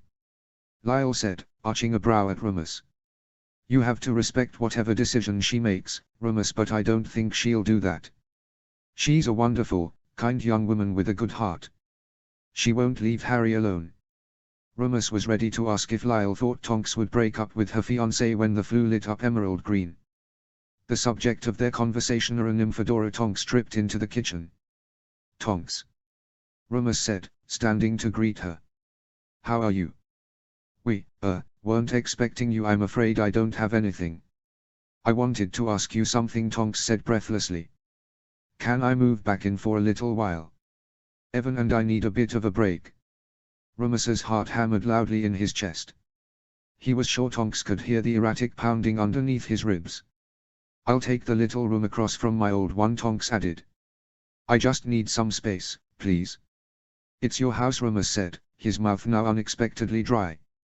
You can have your old room. It won't take long for me to move back to the little one. No, don't bother. Tonks placed her hand on Remus's forearm. The sensation sent a jolt of electricity throughout his body. He noticed the engagement ring on her hand and recoiled in shame. Can I come by in a few hours with some of my things? Of course, Remus stammered. Anytime you like. Thanks, Remus. She hugged him tightly and then greeted Lyle with a kiss on his cheek. It's going to be good to be back with some of my favorite wizards. She stumbled back into the Floo and disappeared in another flash of green flame. I think she's made up her mind, son, Lyle said. Remus could have sworn his father was fighting back a shit-eating grin. All Remus could do, however, was attempt to control the sudden influx of feelings inside his heart that Tonks would be returning to Grimmauld Place. Tensions were high in the kitchen again. Remus, Sirius, and Tonks had just been arguing upstairs over what to tell Harry about the Marauders and their pranks. Remus worried his inaction would lead Harry to decide he didn't want Remus as a parent anymore, so he wanted to focus on James and Sirius's wrongdoing. Sirius worried his actions, as well as those of James, would lead Harry to dislike Sirius even more than he seemed to. Neither Remus or Sirius could gauge the boy's true feelings on Sirius, and without Harry, Sirius felt as if he'd lose the little he had to live for. Tonks, meanwhile, argued that Harry deserved honesty. Without it, she adamantly argued, Harry would grow to resent them both for not being forthright. It was the first time that Remus, Sirius, and Tonks made a group decision regarding Harry's welfare. Tensions were naturally high after the repeated argumentation. They'd finally agreed on Remus and Sirius sharing their accounts of some of the major incidents in their school years, with Tonks as a mediator. Remus hoped that neither Harry nor Tonks's opinions of him changed much. Absurd as the idea was, he held on to the tiniest sliver of hope that Tonks might change her mind about Evan. Now, Remus had just promised Harry that he could ask anything he wanted. He braced himself for the first question. Was my mum a marauder, too? Remus chuckled and shook his head. Lily and I were friends because we were prefects together, but she deeply disliked the rest of us. She didn't start dating your dad until 7th year, when they were head boy and girl.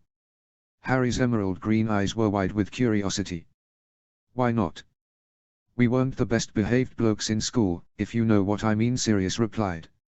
Like your friends, the twins, sometimes better, sometimes worse. What was the worst thing you ever did? Asked Harry.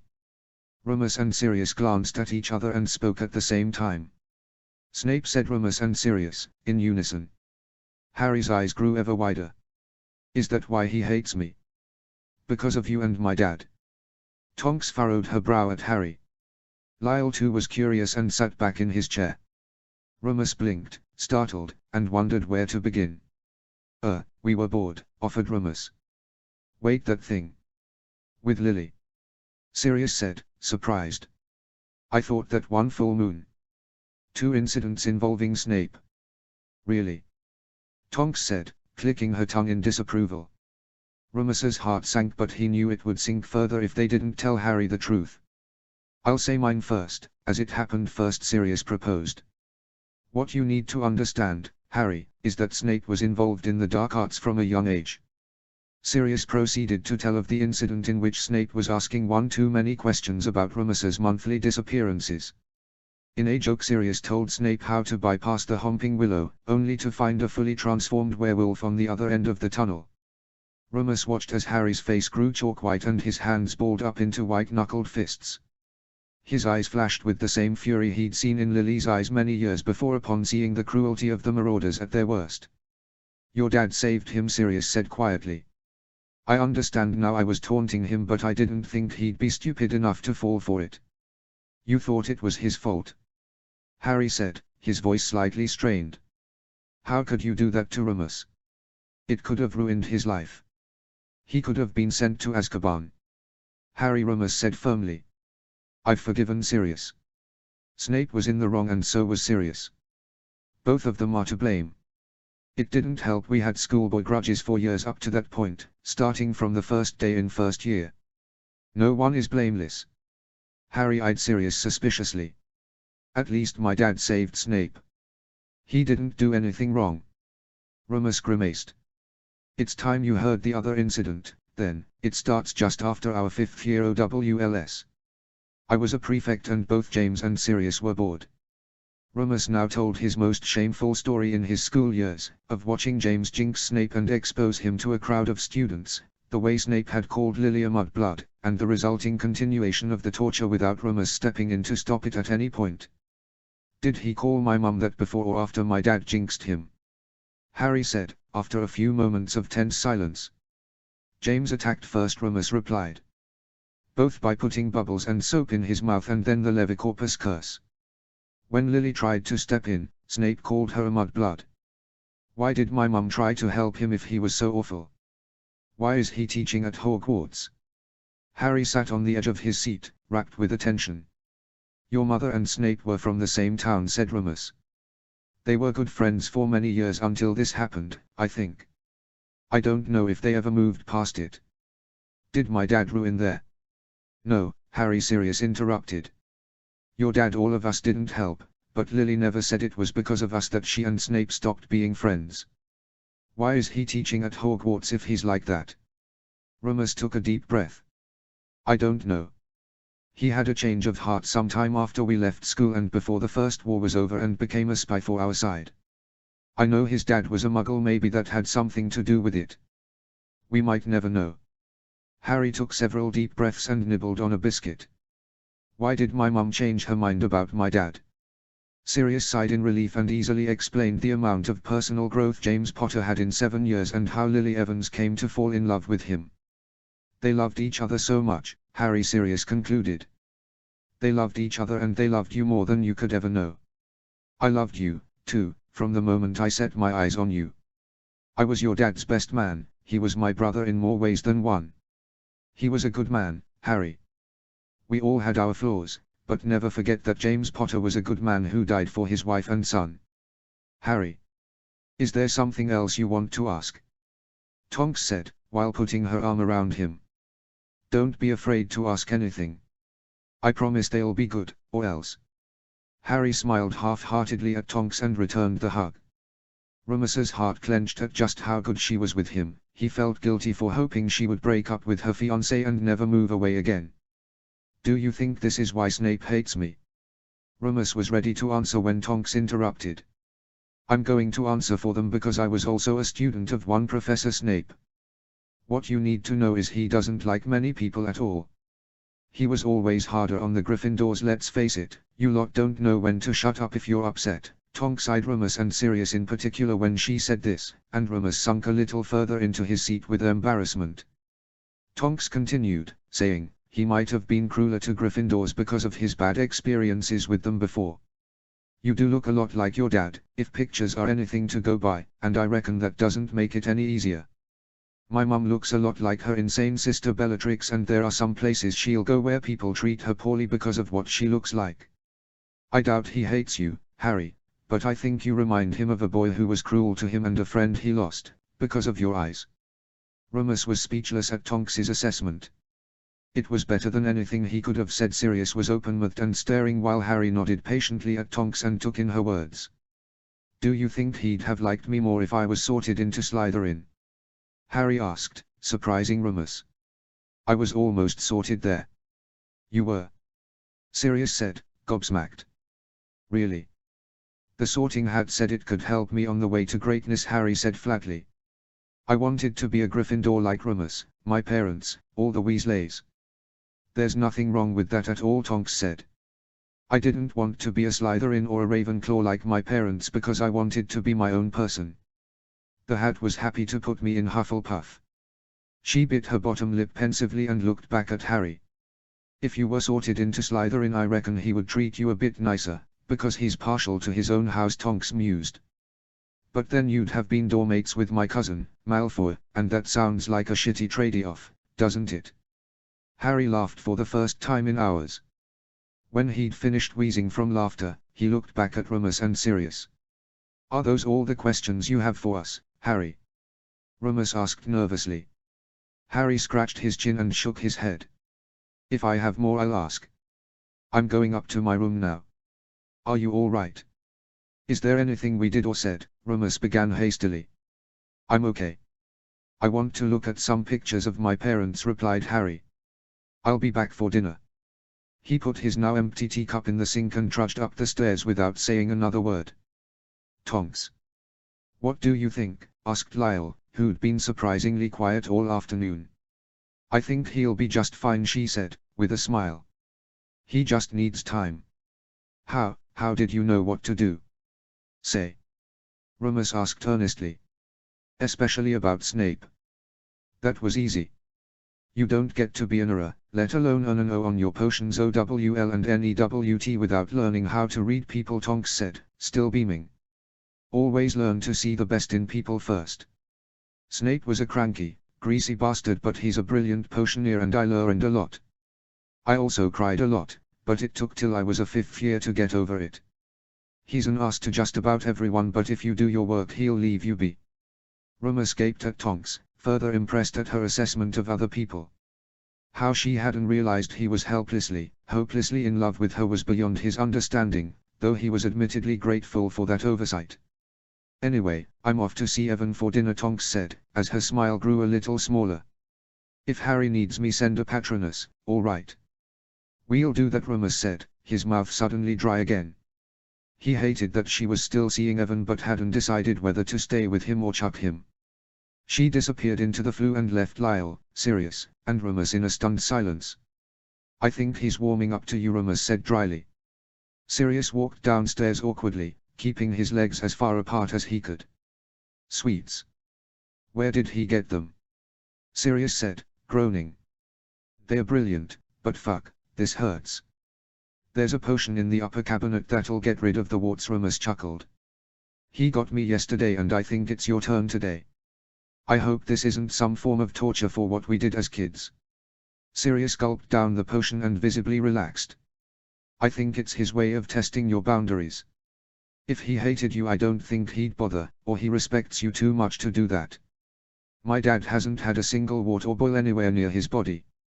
"Good for him." Sirius made a bacon sandwich and sat down to eat. "You've got work today. Are you looking for a job?" "Is that a suggestion?" Sirius said. "Defense Against the Dark Arts opens up every term at Hogwarts. Maybe I'll teach.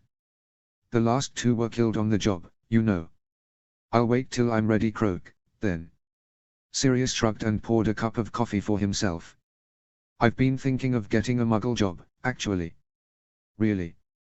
Remus set down his cup of tea and fixed his lunch for work. He never imagined a career for Sirius. He'd taken odd jobs after Hogwarts, in between many missions for the Order. "I can't use magic if I'm at a Muggle shop. If I see Wormtail I'll have to strangle him with my bare hands or chase him as a dog." Remus stiffened instantly. "Harry would be really disappointed if you did that." "He's already disappointed by me," Sirius said flatly. "The kid wants nothing to do with me." Remus winced. Harry hadn't exactly spurned Sirius, but he hadn't reached out to his godfather with any warmth or care, even after sharing many positive tales from their Marauder days. Remus suspected that Harry had been less than enthused with the Marauders' darker pranks on Snape, even if Harry admitted to hating Snape himself. He'd confided in Remus that he knew what it was like to be humiliated in front of others, as his cousin Dudley had given him plenty of opportunities to be tortured in front of their classmates in his early childhood. "Have you considered reaching out to him? I've said this before, but it really takes him a while to warm up to adults," suggested Remus. "Except Tonks, for whatever reason." "What do you suggest I do?" "Hey, Harry, I'm your disappointing godfather. Let's get ice cream," Sirius complained bitterly. "How do you connect to a kid you barely know?" Remus pondered Sirius's words for a few moments.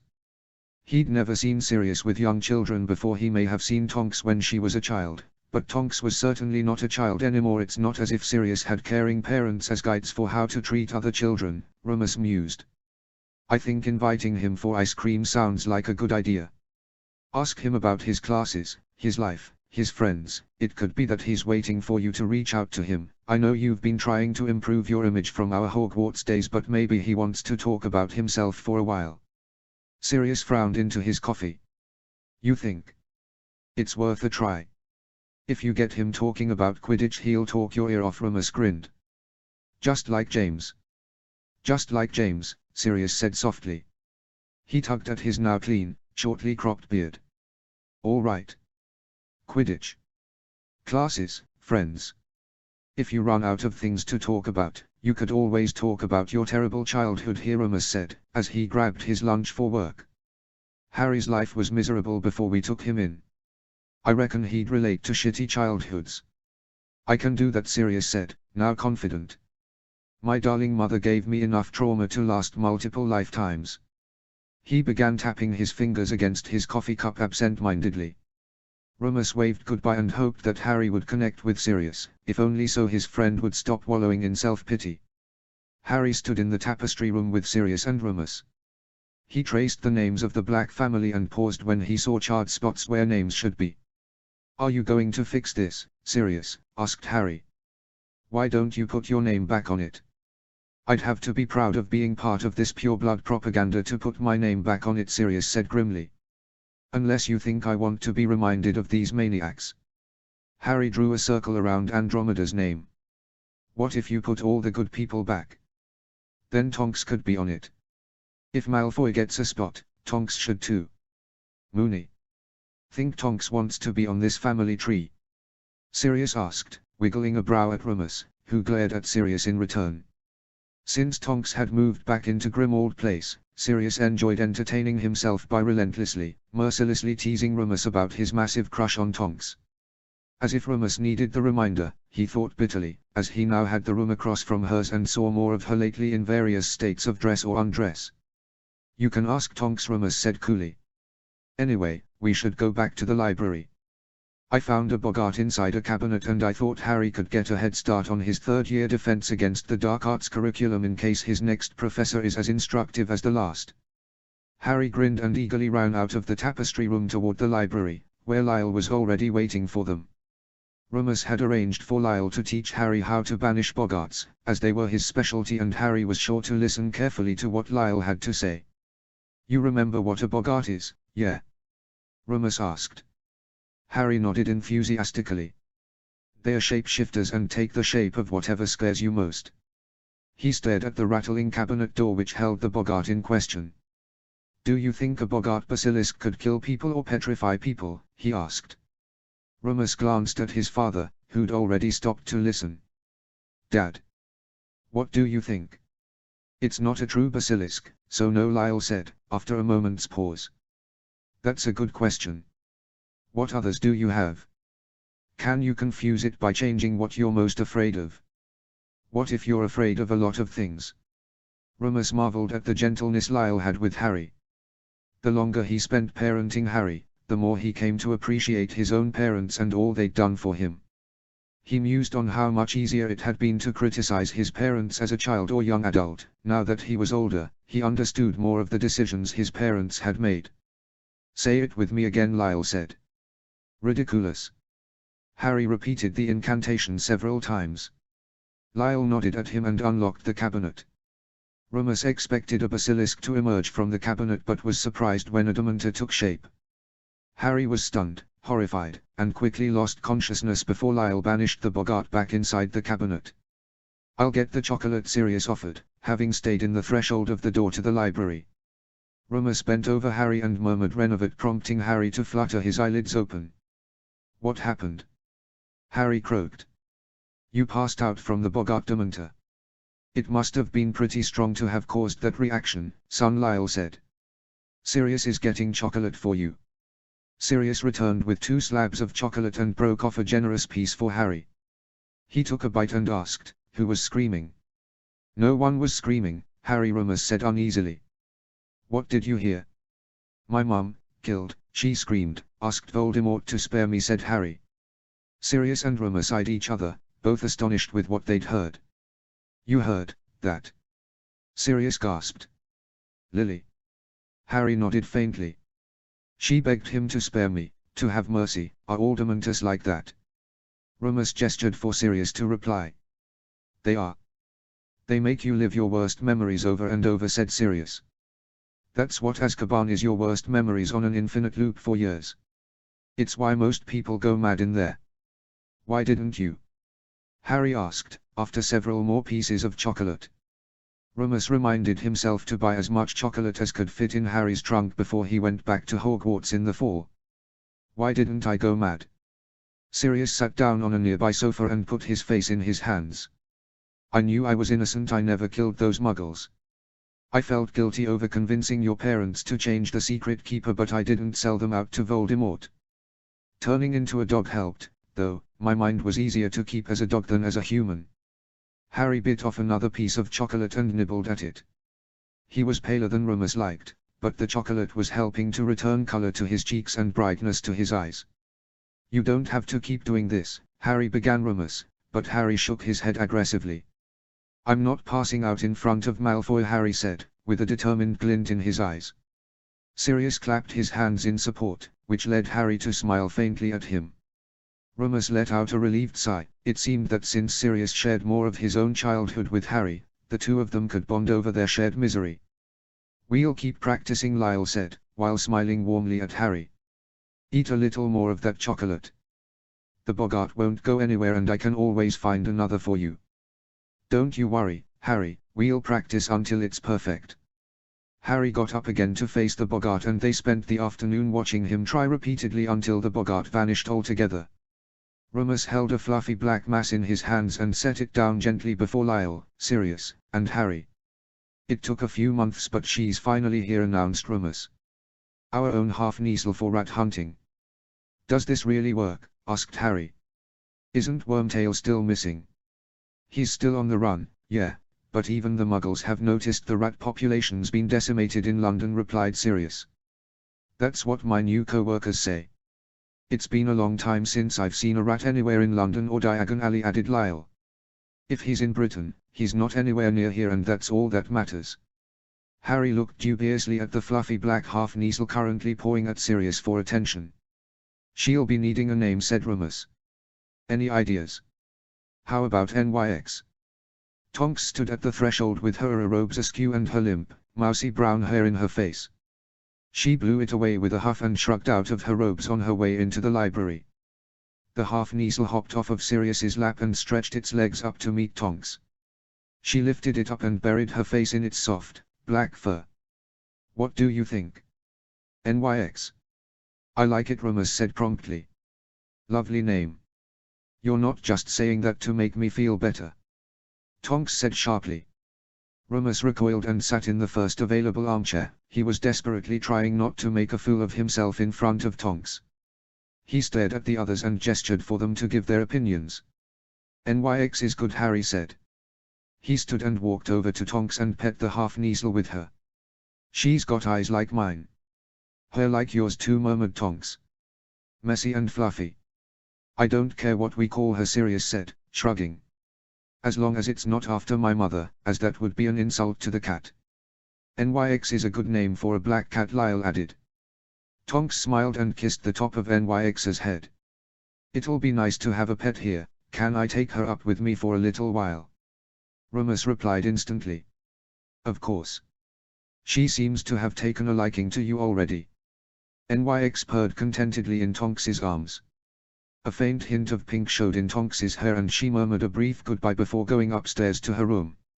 She's doing a bit better today, Sirius said, once they heard the creaking of the stairs stop. I didn't expect her to feel this strongly after they broke up. Tonks loved him, said Lyle. She told me they weren't right for each other but she still loved him. She's got a big heart and didn't want to break his heart. That's a hard decision to make. If they were in love, why weren't they right for each other? Asked Harry. Since Tonks's breakup with Evan the week before, Harry had asked more questions about his parents and their courtship. Relationships are hard, Harry, Lyle replied. Maybe you'll understand when you're older. Harry made a face. He never liked being told when you're older, but Remus recalled feeling the same. Some things, he thought, were better left to be understood with age. Harry glanced upstairs and adjusted his glasses on his nose. Do you think she wants company? I think she might like that, said Remus. Knock on her door and see. Harry left instantly and ran upstairs to see Tonks. Remus sank back into his seat and groaned. While ecstatic that Tonks was no longer with Evan, Remus felt ashamed that his joy came at Tonks's misery. Worse yet, he began allowing himself to hope that one day miraculously she might see more than friendship in her future with Remus. Each time the thought crossed his mind, he forced himself to think of his lycanthropy, or the inevitable breakup that would happen between the two of them, which would in turn ruin Harry's relationship with Tonks. Remus heard the faint sound of laughter from upstairs. The relationship between Harry and Tonks was too good for both of them for Remus to stand in the way and threaten everything with his own wandering heart. He resolved to do his best to get over her and let her live the life she deserved. Chapter 25, Locket. Notes. I'll be posting Chapter 26 in another day. Chapter 25 went a little longer than expected. See the end of the chapter for more notes. Chapter text. Harry knocked on Tonks's bedroom door. She had broken up with her fiancé a few days ago and decided to live permanently at Grimmauld Place again. Harry felt sorry for her but secretly rejoiced in having her back home. Come in, Tonks called quietly. Harry turned the knob and found Tonks on her bed with their new half-niece, NYX, cuddled up next to her. Tonks's eyes were puffy but Harry was relieved to see she wasn't crying anymore. Hi, Tonks. Would you like company? Tonks smiled feebly and Harry sat on her bed. She sat up and NYX stretched out her long legs, only to turn in a circle and settle into the warm spot where Tonks had previously lain. Harry stretched out a hand to pet NYX. Unlike Hermione's half-niece, Crookshanks, NYX was much friendlier and purred when her ears were scratched. Can I ask you something, Tonks? What did Lyle mean when he said you and Evan weren't right for each other but you still loved each other? Tonks goggled at Harry. She blinked several times and adjusted herself on the bed. It means that we were better friends than boyfriend and girlfriend, Tonks finally said. Friends love each other differently than boyfriends and girlfriends do. Are you going to get a new boyfriend now? Tonks's surprise gave way to loud giggles. No, Harry, not for a long time. I'm not ready for anything serious again. I think I need to be on my own for a while. You're not moving out, are you? Harry asked, suddenly concerned that on her own meant she would move away. Tonks brought him in for a hug. I'm not going anywhere, Harry. I'm not making Remus move rooms again. Harry scowled. He wished Remus still had the room across the hall. Sirius was back in his boyhood bedroom, which meant Remus was at the end of the corridor across from Tonks. What's the matter, Harry? I know I'm supposed to like Sirius because he's my godfather, said Harry slowly, but he doesn't seem to like me very much. What if he is only here because of my parents? What makes you say that? He's been dying to get to know you. The corners of Harry's lips curled down slightly. He has. Of course he has. Harry, he's been waiting to meet you for years. He's kept every photograph Remus ever brought him of you. Harry hung his head in guilt. Sirius complained about living in Grimmauld Place because it reminded him of his cruel parents. Harry thought he was only there out of a sense of duty because James and Lily Potter made Sirius Black his godfather and not because he actually wanted to get to know him. If Sirius wasn't talking about were his school days with James and the other Marauders, he was complaining about his terrible childhood, leading Harry to think Sirius wasn't all that interested in his godson. "What do I talk to him about?" asked Harry. "I don't want to talk about my parents with him anymore, and I don't like it when he talks about being a kid. You can always tell him about your friends, or Quidditch, your adventures at school," Tonks said. "I'm sure he would be happy to hear about your friends." Tonks brushed the messy fringe away from Harry's eyes. "You're a remarkable person, Harry. Not everyone would jump in front of a friend to save their life." There was a soft knock at the door.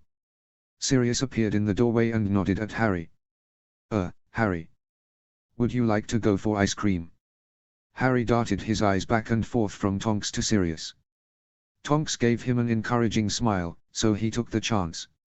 Sirius's face split into a wide grin. He led Harry downstairs and stopped upon reaching the sidewalk. "I forgot to ask you, would you prefer to ride the night bus or take Muggle Transit, Harry?" "What's the night bus?" Rather than explaining, Sirius grinned and stuck out his wand. There was a deafening bang and a second later, a gigantic pair of wheels and headlights screeched to a halt before Sirius and Harry. The wheels belonged, as Harry saw when he raised his head, to a triple-decker, violently purple bus, which had appeared out of thin air. Gold lettering over the windshield spelled the night bus. A conductor in a purple uniform leapt out of the bus and began to speak loudly. "Welcome to the night bus, emergency transport for the stranded witch or wizard. Just stick out your wand hand, step on board, and we can take you anywhere you want to go. My name is Stan Shunpike, and I will be your conductor this afternoon." Harry gaped at Stan Shunpike, who looked to be just a few years out of Hogwarts. Sirius handed Stan a set of silver sickles, while telling him to go to somewhere in Camden, and then he led Harry to the upper deck of the bus, where there were several mismatched chairs in disarray. "You'll want to hold on to one of those." Before Sirius could finish his directive, Harry was shot back against the wall and tumbled over a sleeping witch, who grumbled at him about improper manners.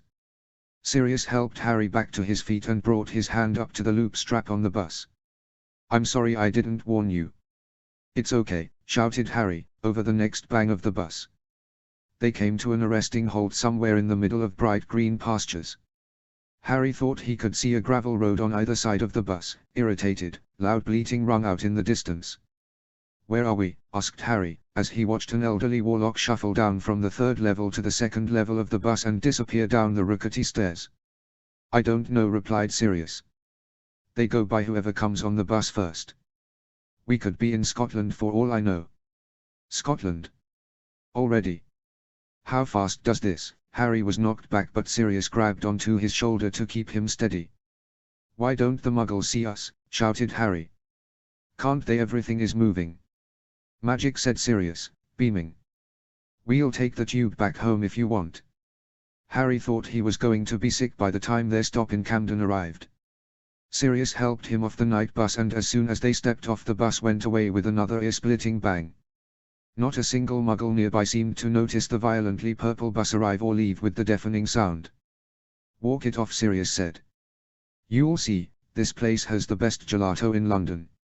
Harry frowned slightly. "Gelato? I thought we were going for ice cream." "It's what the Italians call it. You'll love it. You've never had it." Harry shook his head and Sirius led him into a bustling ice cream parlor.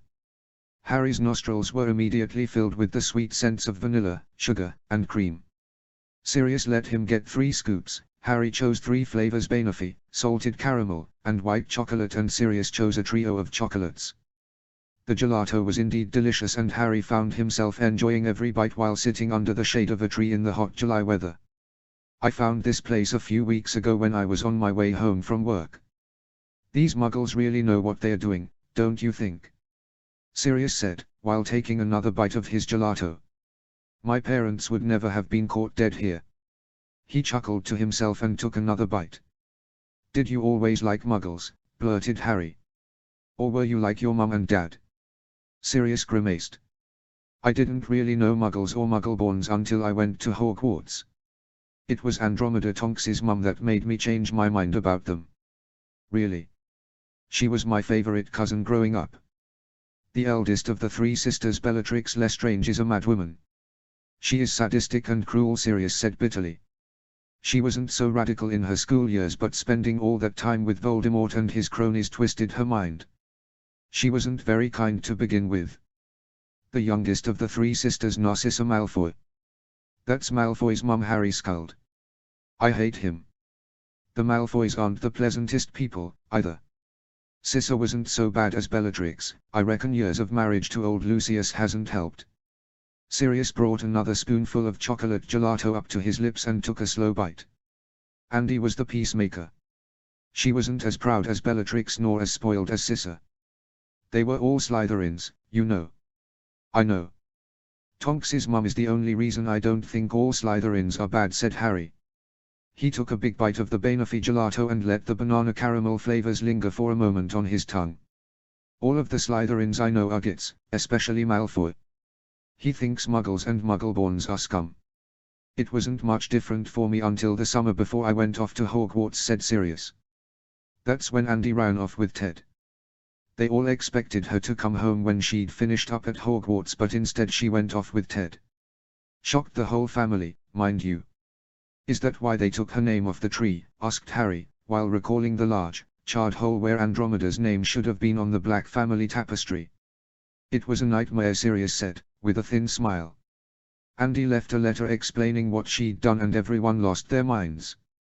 They all thought she was better off dead than running off with a Muggleborn. I didn't know she had it in her to do it. She lost everyone in one day. Harry felt the gelato melt in his hand. He'd been holding on to a spoonful of it while listening intently to Andromeda's story. Sirius chuckled and brought a napkin to wipe up Harry's hand.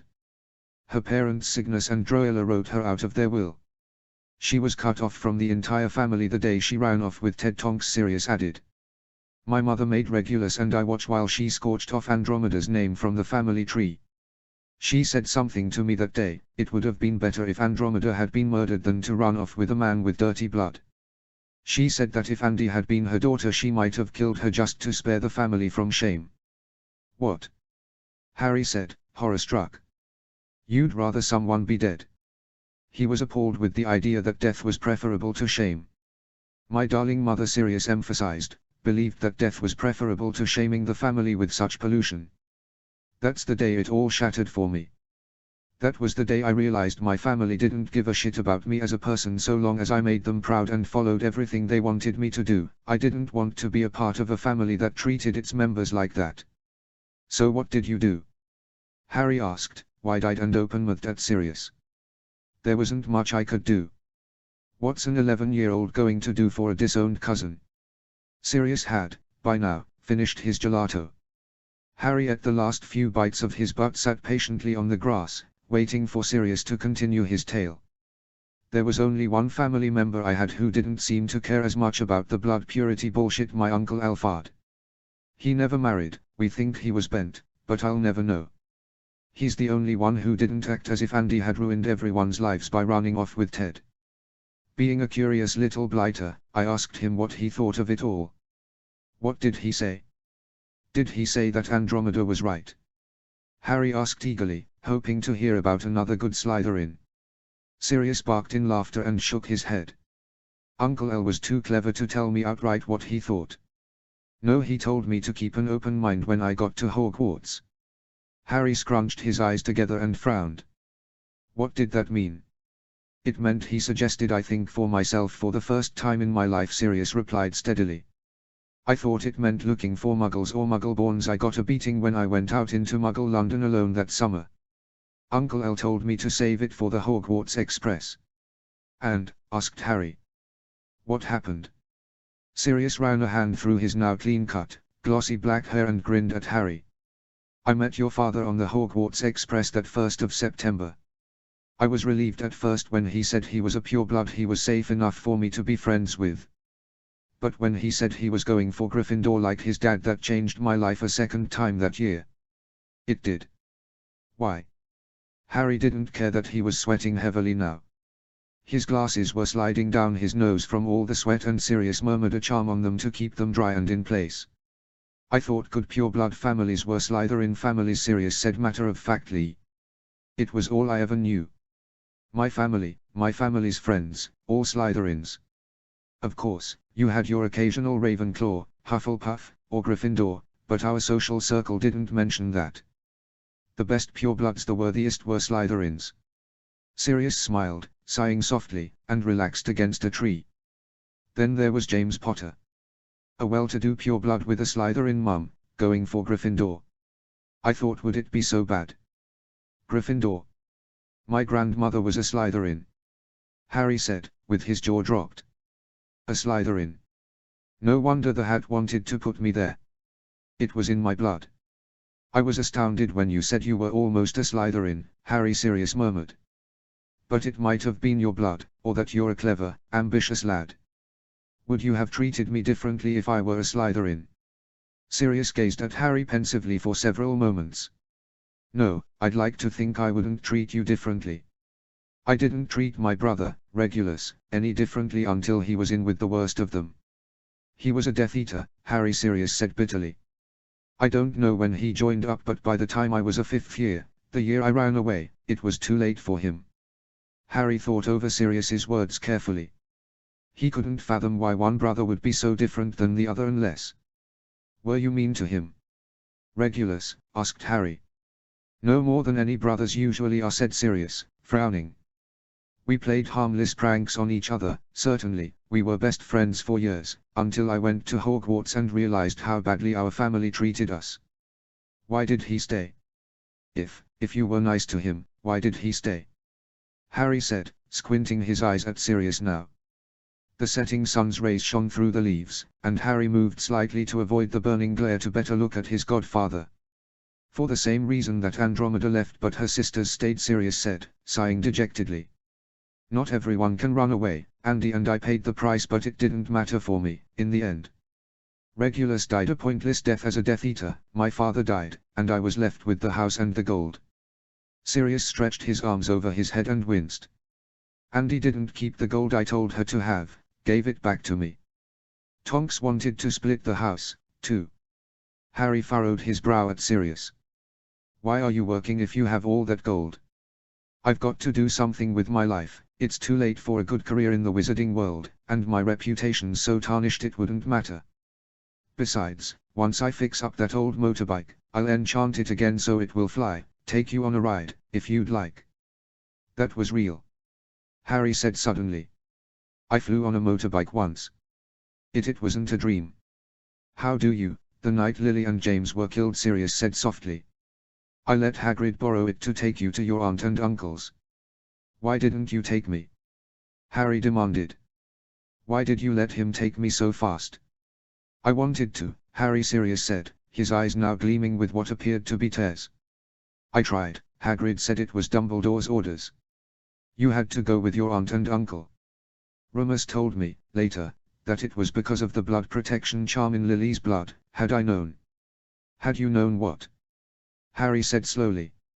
He ran his fingers through the green grass and plucked a few blades, letting them stain his fingers green in the process.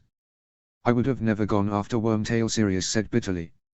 I thought I had nothing left to lose and I let my temper get the better of me.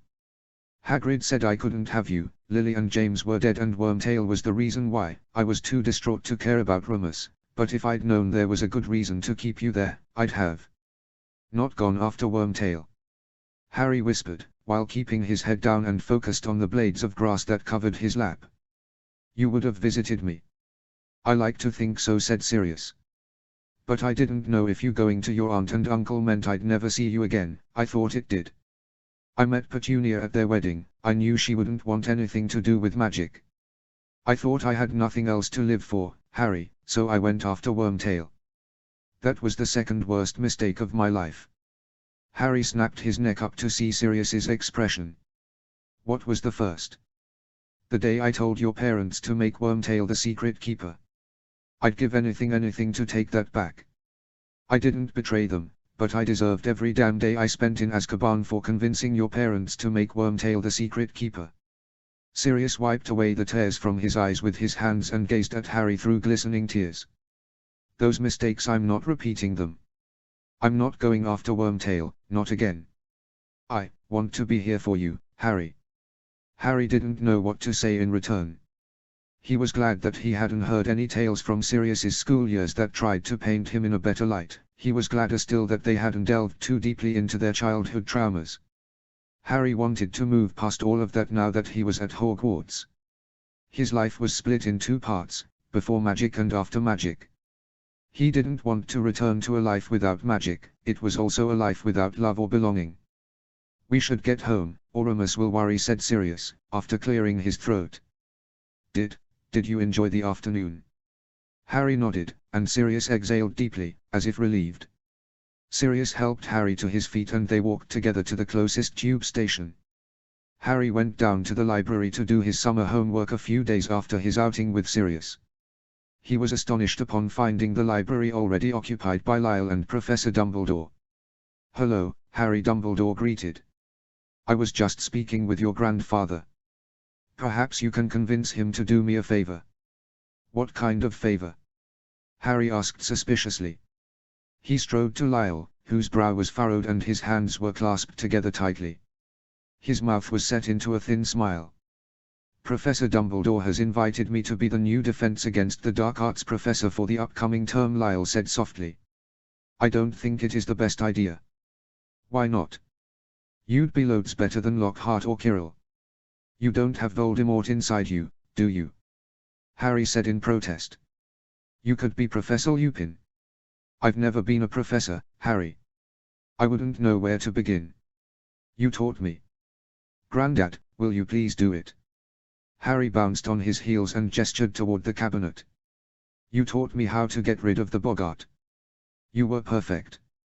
Dumbledore's jaw and mustache were twitching in amusement. In a flash of distrust, Harry turned to him and asked, "Is he going to be okay?"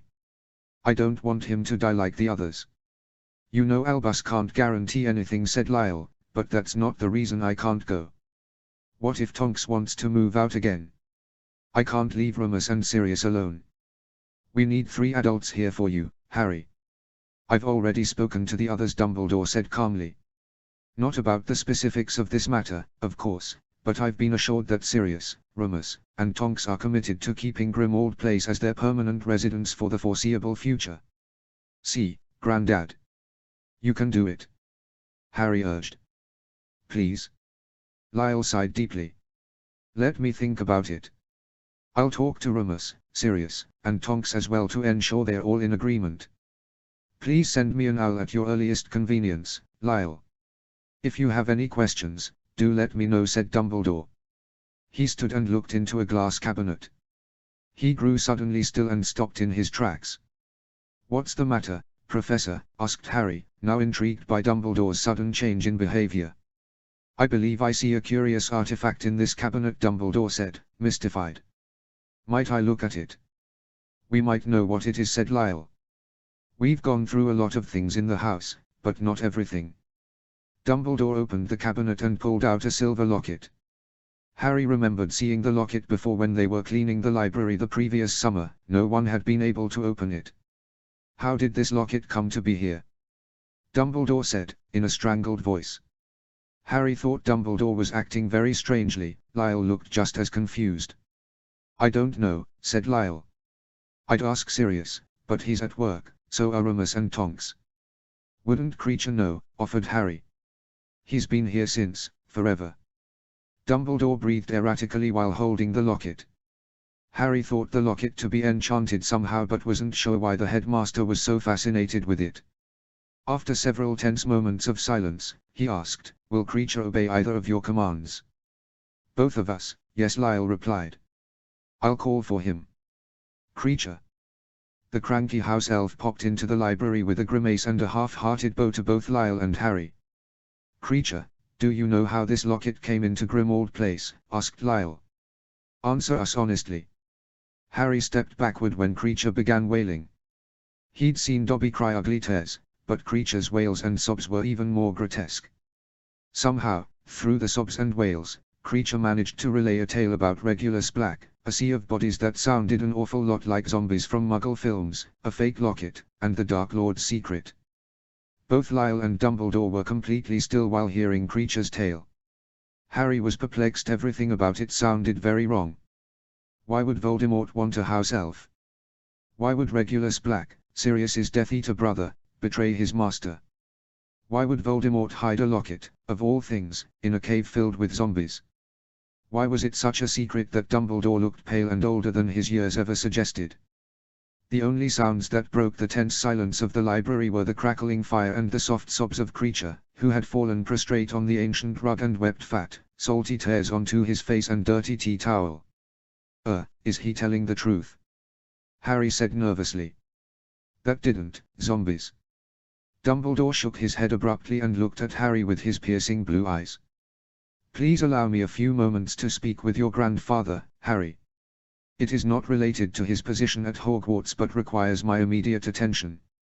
I'll tell you what you need to know, Harry. Lyle said promptly. Please excuse us, son. Harry glared at the two of them and shuffled out to the corridor. Nothing about Kreacher's tale made sense to him. If Voldemort was so powerful, why didn't he know elves could have different magic?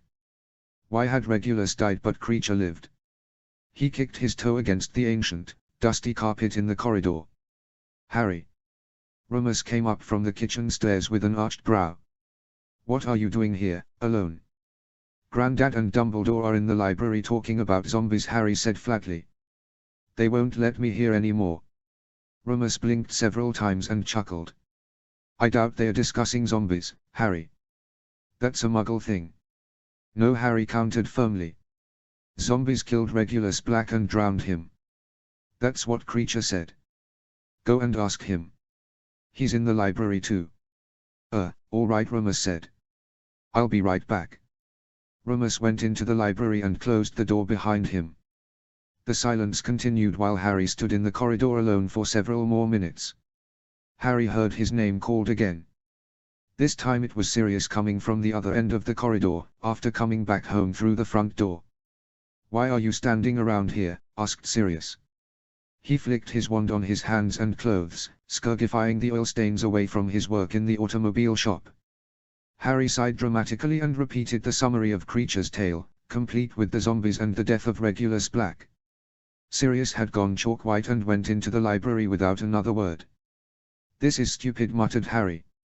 He padded towards the door to listen, but was stopped when the doors flew open. Lyle, Remus, Dumbledore, and Sirius were all in various states of shock and disgust. I'll be back shortly, Dumbledore announced.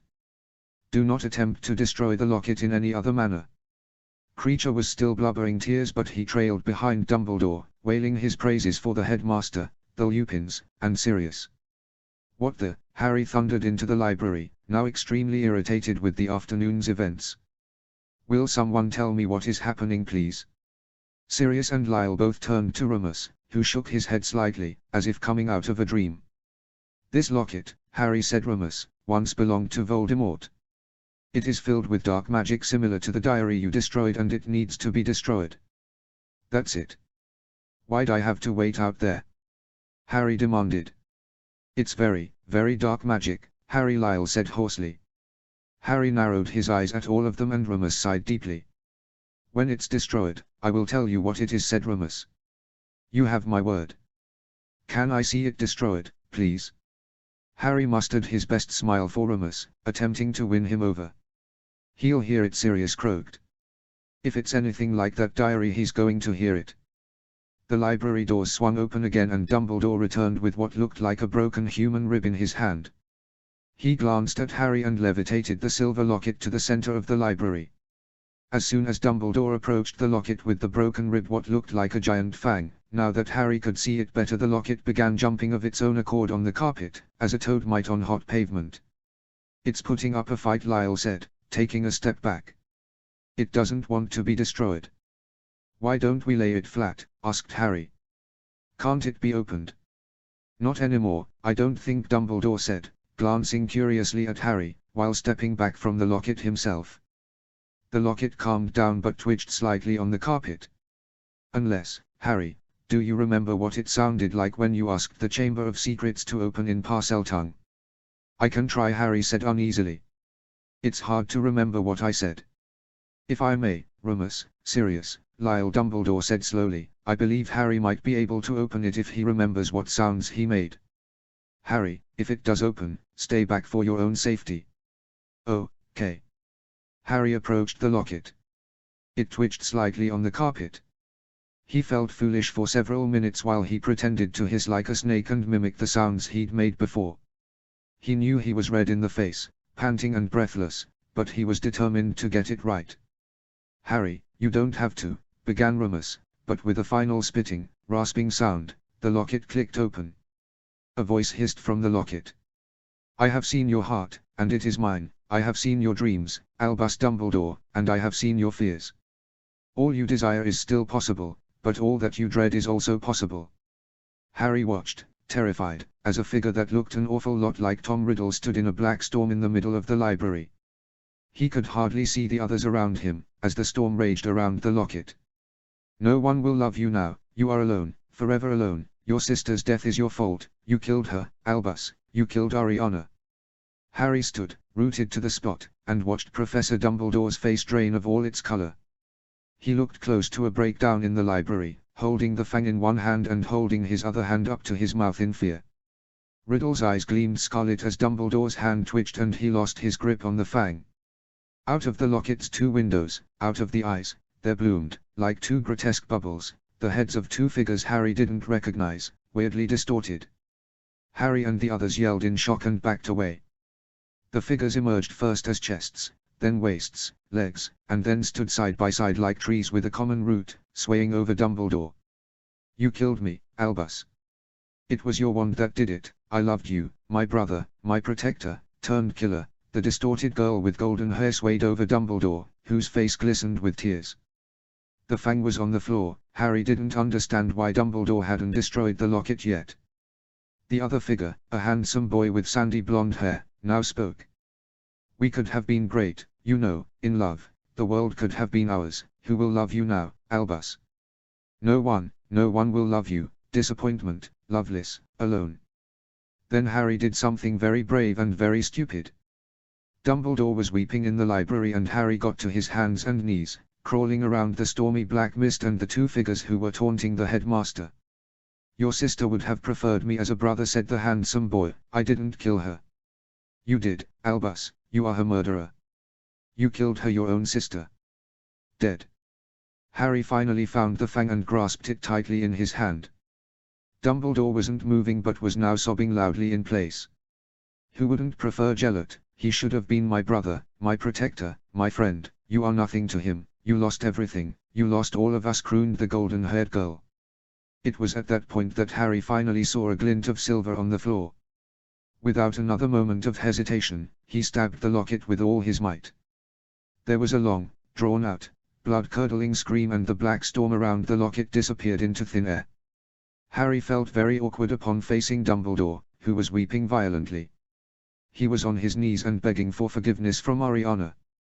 Harry felt a pair of hands on his shoulder, which led him out of the library to the corridor. Lyle was paler than Harry had ever seen him. Harry, Lyle whispered. Give us a moment. We'll discuss this shortly. Professor Dumbledore will need a few minutes to collect himself. Harry sat on the bottom steps of the stairs and realized he still held the fang in his hand. He dropped it to the floor and wondered who he'd just seen. The girl called Ariana was Dumbledore's sister, but he didn't know who the other boy, Gellert, was. The name sounded familiar, as if he'd seen it in print before. The sound of a throat clearing startled Harry out of his thoughts. Harry. We're going to talk over what that was, Remus said uneasily. Sirius and my dad are going to sit with Albus a little while longer. Is Professor Dumbledore going to be all right? Asked Harry. Who were those people? I'll explain that soon. Why don't we go up to your room and have a little chat? Harry let Remus lead him up to his room to hopefully discuss whatever atrocity had just been destroyed in the library, and why Professor Dumbledore had suffered so much at its revelations. Harry sat in the library again. This time, he was alone and staring at the scorched mark where the locket had been destroyed.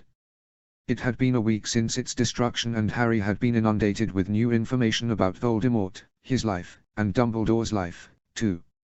Harry hadn't been told anything too specific. He knew the adults were still hiding things from him, but he was informed that Voldemort had created dark magical items strong and powerful enough to hold bits of his soul. Dumbledore thought there were more, but wasn't sure how many or where they were. It was, in Remus's words, not Harry's problem to solve. He also learned the tragic tale of Ariana Dumbledore and her early, unfortunate death in a fight between Albus Dumbledore, his younger brother Aberforth, and Dumbledore's only love, Gellert Grindelwald. It was the same Grindelwald who Dumbledore defeated in 1945 in a legendary duel. Dumbledore politely requested that Harry keep all the information to himself. Harry could hardly believe the tales were true, if it wasn't for the locket's visions. If he had questions, said Remus, he should go to Remus, Sirius, or Lyle, as they knew the same tale. For whatever reason, it sounded as if Tonks wasn't going to be told the same dramatic tale. Harry supposed it had to do with her working for the Ministry, but he didn't ask. Harry heard his name hissed from the doorway.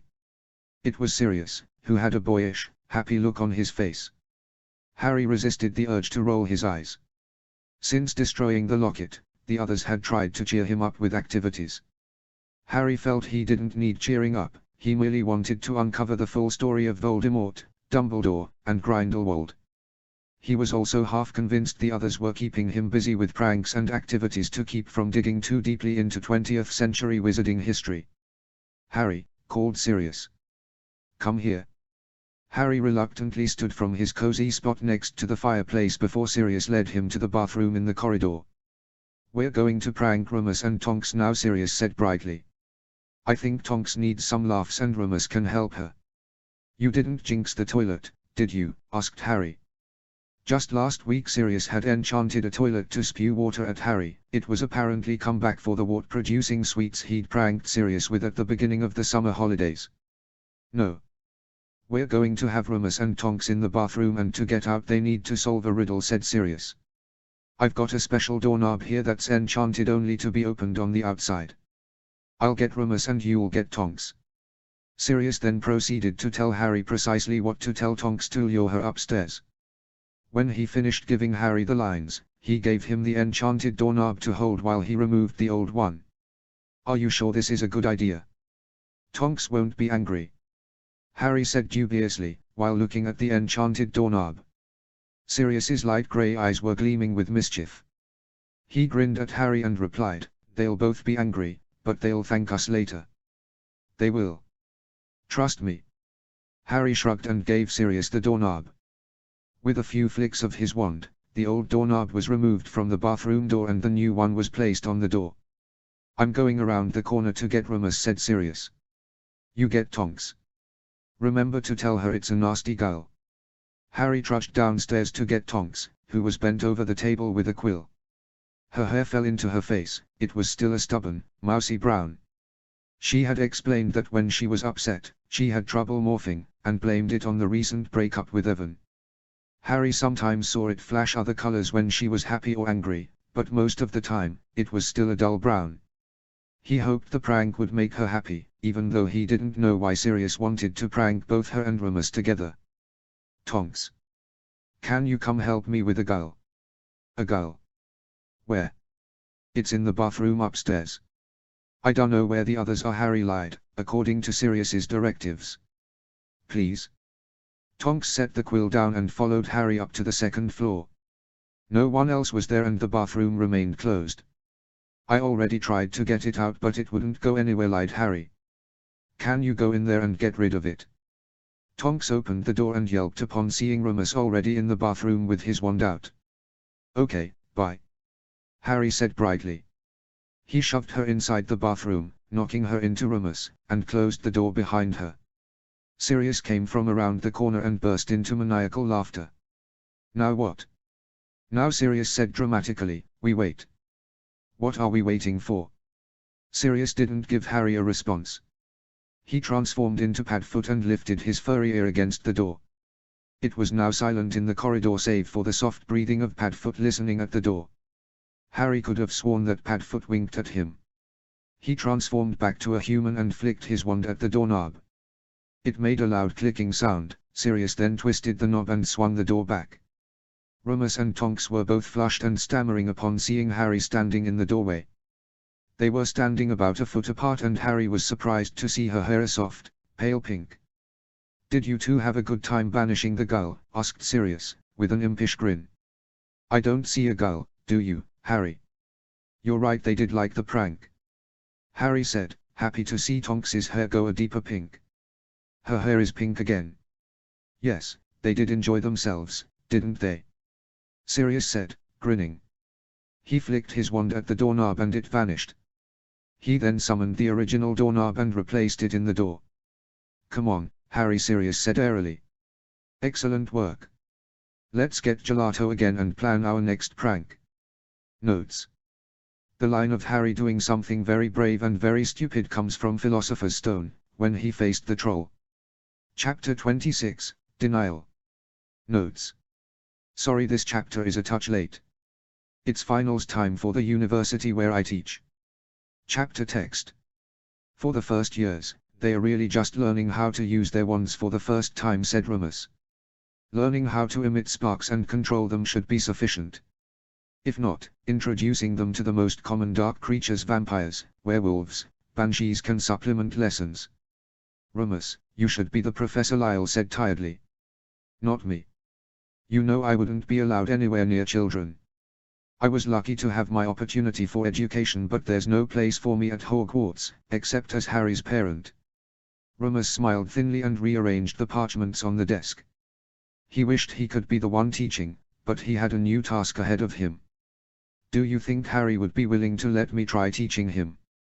Lyle was looking at the notes Remus had written on dark creatures for the third-year defense students. Remus was already planning on finding some of those dark creatures himself and sending them to Lyle to use in his class.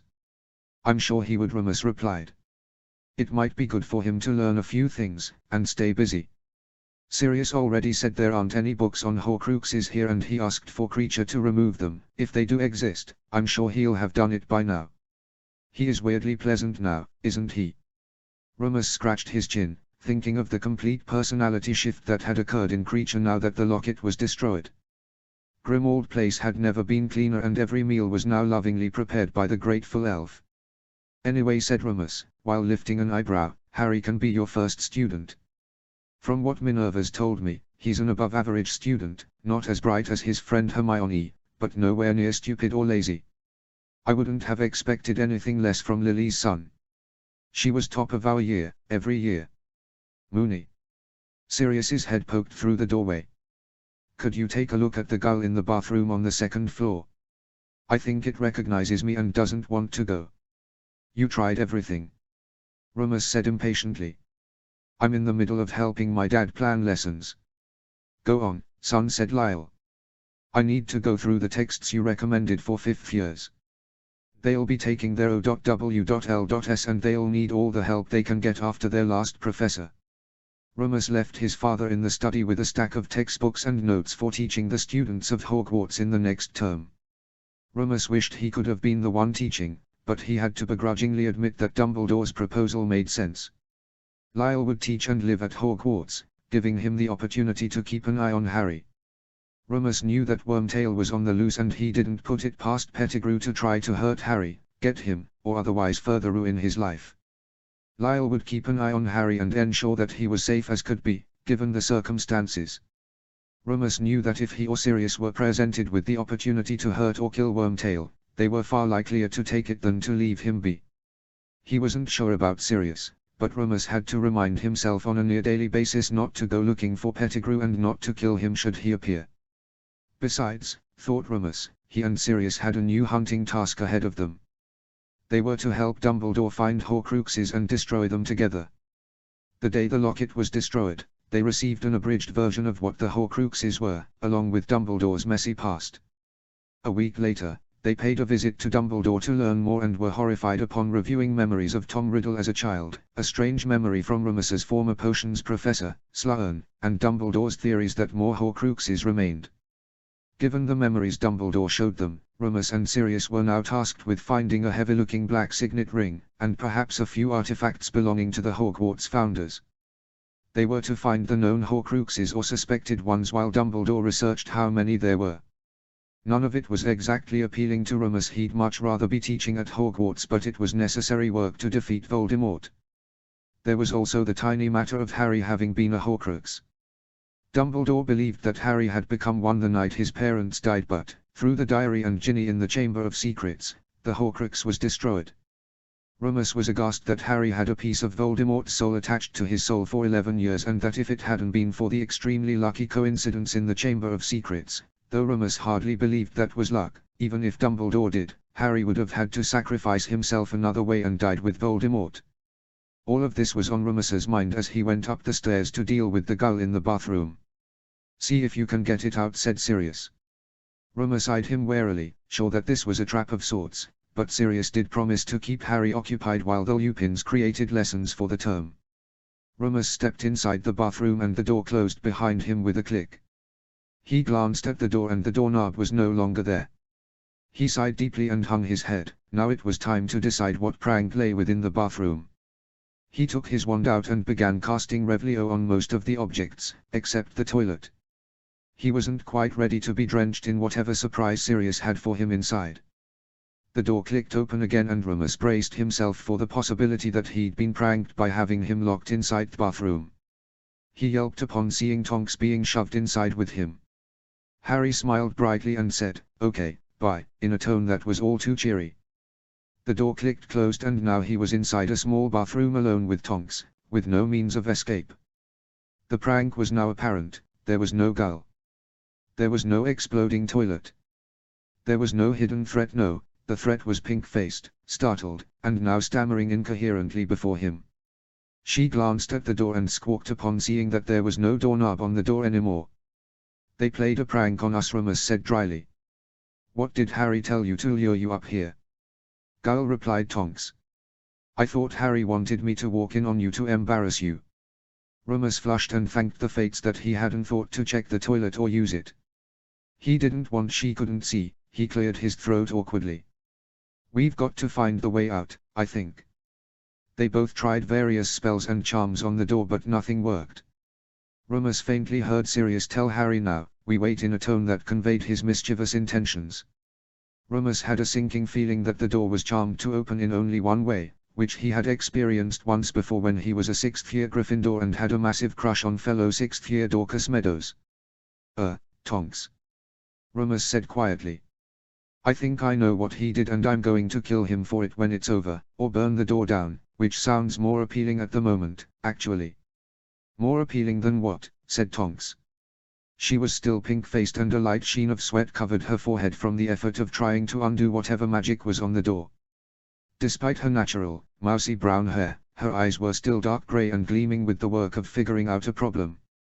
Remus tried not to think too much about her pretty eyes, or her pouting lips, or the way her shirt rolled up just slightly to expose her midsection. It had been a few weeks since she broke off her engagement and she was still getting over her ex, but with each day that passed Remus's self-resolve to avoid her crumbled a little more. He suspected Sirius knew all of this and more when he planned this prank. "I think the door is charmed only to open if we..." Remus winced and closed his eyes, not daring to look at Tonks's reaction when he suggested the maddening, singular possible solution to their problem. "If we what?" Tonks said, exhaling sharply. Remus tried not to think of what she looked like, or the way her delicate scent invaded his nose upon being shoved in a tiny space with him, or the fact that her muggle genes were hugging her curves so very nicely. Remus kept his eyes closed and said, in barely more than a whisper, "I think we have to kiss." Tonks burst into laughter and Remus felt smaller than ever.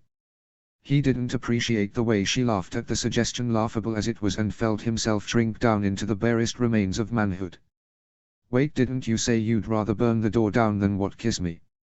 Tonks said, offended. "Am I so repulsive to you?" Remus recoiled and slid back against the wall, wishing he'd never said anything.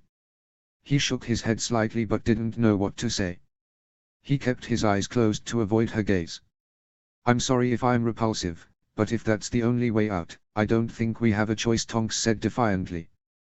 Without another moment, Remus suddenly felt soft lips on his for a fleeting instant. His eyes flew open and met Tonks's twinkling, dark grey ones. He sputtered and gasped, and she stepped back, looking hurt. "There," said Tonks shakily. "Not so bad, was it?" The doors still closed want to burn it down. The walls of his self-discipline came crumbling down. He approached Tonks again, this time with a fire in his heart. He placed a trembling hand on her hip and brought his face down to hers. "No, like this," Rummus said softly. Tonks's eyelids fluttered and he put his lips on hers, and breathed in her sweet scent as his lips moved on her soft ones. She uttered an arousing moan and he gasped just a moment before he heard the click of the door again. He took a big step back from Tonks, horrified at what he'd done to her. Her hair was now a pale pink from embarrassment, he concluded, and the door swung open to reveal a baffled Harry, a nearly cackling Sirius, and the reality of life outside of pranks and kisses. Sirius congratulated Harry on the prank and suggested they get gelato again. Rummus, in his extreme shame, dashed out of the bathroom and back to his father for lesson planning. He was too ashamed to look back at Tonks, and hoped she would forgive him for what he'd done. Days passed since the incident in the bathroom. Neither Tonks nor Rummus mentioned the incident again, Rummus, out of shame, and Tonks, likely out of the way he'd violated her personal space and taken advantage of her. Every time he thought to apologize for the incident, he thought better of it. It was better to pretend it never happened so that their lives could continue in normalcy. This conclusion, however, did not stop Rummus from obsessing about the kiss and what it felt like. He knew the kiss was a mistake. It was a catastrophic loss of self-control. It was an offense to human nature. It was wrong. But why, wondered Rummus, had he done it? It was true he'd suggested it, knowing what Sirius was up to by locking them in the bathroom together as a prank, but he certainly hadn't expected she'd take him up on the outlandish suggestion and kiss him, followed by his appalling loss of restraint. Nor had he expected he'd move his hands to her hips to feel the soft curves of her body underneath his wandering, cursed fingertips. Nor, to his shock, had he expected she'd continue kissing him for several seconds. It was all he could think about now. He and Tonks pretended the kiss hadn't happened, especially once they'd seen Harry's baffled expression from the doorway. Despite the fact that they went on with life as if nothing had happened, the kiss with Tonks consumed his thoughts. Each part of the kiss sent his heart racing whenever he thought of it, which was painfully frequently. There was the softness of her lips, so soft, sweet, and just barely parted for him. There was the breathy little moan she made against his mouth when he ran his tongue over her bottom lip. There was the gasp he'd made when she gently bit his lower lip, sending a rush of blood to his groin against his will. There was the way she brought her hands up to his face, he'd never been touched so tenderly. If he thought hard enough, he could still feel the gentle movement of the pads of her fingertips on his scarred cheeks. There was the warmth of her body, soft and smooth under his fingertips when he'd brought his hands to her hips. Her shirt rolled up enough that he could feel the warm skin just above her hips. Rummus. Tonks's pink hair brightened the doorway late that night. He sat up in bed, groaned that his body was torturing him again with proof of his desire, and turned on his side to hide the evidence. "Yes," he croaked. "Come in. I overheard you talking to your dad about lesson plans for OWL and NEWT students, and I thought you might like my notes from those years," said Tonks softly. "My 6th-year defense professor was garbage, but my 5th and 7th-year professors were good. We learned everything we needed from them. I reckon it's why we were among the last that were admitted to the Aura training program." Rummus felt himself relax and sat up to face Tonks. He put a pillow over his lap when he saw that Tonks was in revealing pajamas and slippers with enormous, fluffy bunny ears. "Can I show you what I have?" said Tonks. Let me get a robe first, if you don't mind. It's cold in here." Rummus nodded gratefully and Tonks disappeared to get her notes and robe. She returned, wearing a fluffy pink bathrobe that matched her slippers, a set of notebooks in one hand, and NYX trailing behind her. Rummus managed to relax enough that he could remove the pillow from his lap and set it aside, only to have NYX jump into his lap and settle down. Rummus relaxed considerably over the next hour and a half while he and Tonks discussed more ideas for the older students' defense against the dark arts lessons. It was much easier to discuss nonverbal, wandless defensive magic than it was to address the tension that hung between them. "I can go over what I did on my O.W.L.S and my N.E.W.T.S. too," Tonks concluded, when she'd finished going through her notes. "I wrote down as much as I could in case the material came up again during our exams." Remus gaped at her, impressed once more by her intellect and planning. He cursed his luck that of all witches he'd ever known, Tonks was among the best, brightest, kindest, and most generous. He would never deserve her, and now that he knew what it was like to kiss her, it tortured him all the more that she would never be his. "I know," Tonks said, laughing. "I'm a klutz and I've got the same temper that Sirius and my mum have, not to mention Sirius's enthusiasm for pranks, but when I wanted to be an hero I dedicated my time to getting all the marks necessary to do it. I still almost failed stealth and tracking, though, too bad there wasn't an OWL or NEWT for that." Remus chuckled softly as Tonks told him about the many obstacles she'd had in passing her exams. She folded her notebooks and tucked them under her arm before standing. "Remus. About the bathroom." Remus froze, terrified for what was to come next. "That was for the prank, right?" Tonks said, in a strangled voice. Not because you wanted that." "That's right," Remus lied. "The prank."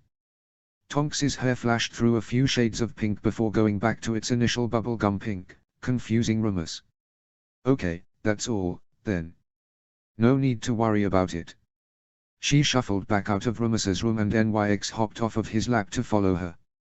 He lay back in his bed, feeling wretched and cowardly. They were in London's East End, rounding the corner of a dodgy street. Remus and Sirius kept their wands at the ready, though they were far greater threats to the muggles who lived there. Remus didn't fancy having to use magic to avoid trouble. "It should be up there," Sirius muttered. "That's where he said it would be." Remus followed Sirius to the end of the street and found an old, abandoned building. The sign was faded and several windows were broken, but they had finally reached Will's orphanage, where Tom Riddle had been born and grown up outside of Hogwarts. "This place is worse than the Shrieking Shack," said Sirius. "I don't think there's any magic here though." "We have to go in," said Remus. "Dumbledore's orders." Sirius grimaced, but they surreptitiously unlocked the padlock that led into the building. Nothing but mice and cobwebs currently occupied the abandoned orphanage. Remus and Sirius were on their first hunt for Horcruxes. Dumbledore had given them a list of places to look into that meant anything to Voldemort. They began in his childhood home, Will's orphanage, and were supposed to move on to a place called Little Hangleton next. It was hard not to think of Harry in the grim place. If it hadn't been for Remus and Lyle, Harry would have spent the last few years in children's homes. If it hadn't been for Tom Riddle growing up in such a place, Dumbledore declared he wouldn't have become Voldemort. It was the only reason the now former Minister for Magic, Cornelius Fudge, was willing to relent on having the Lupins take custody of Harry.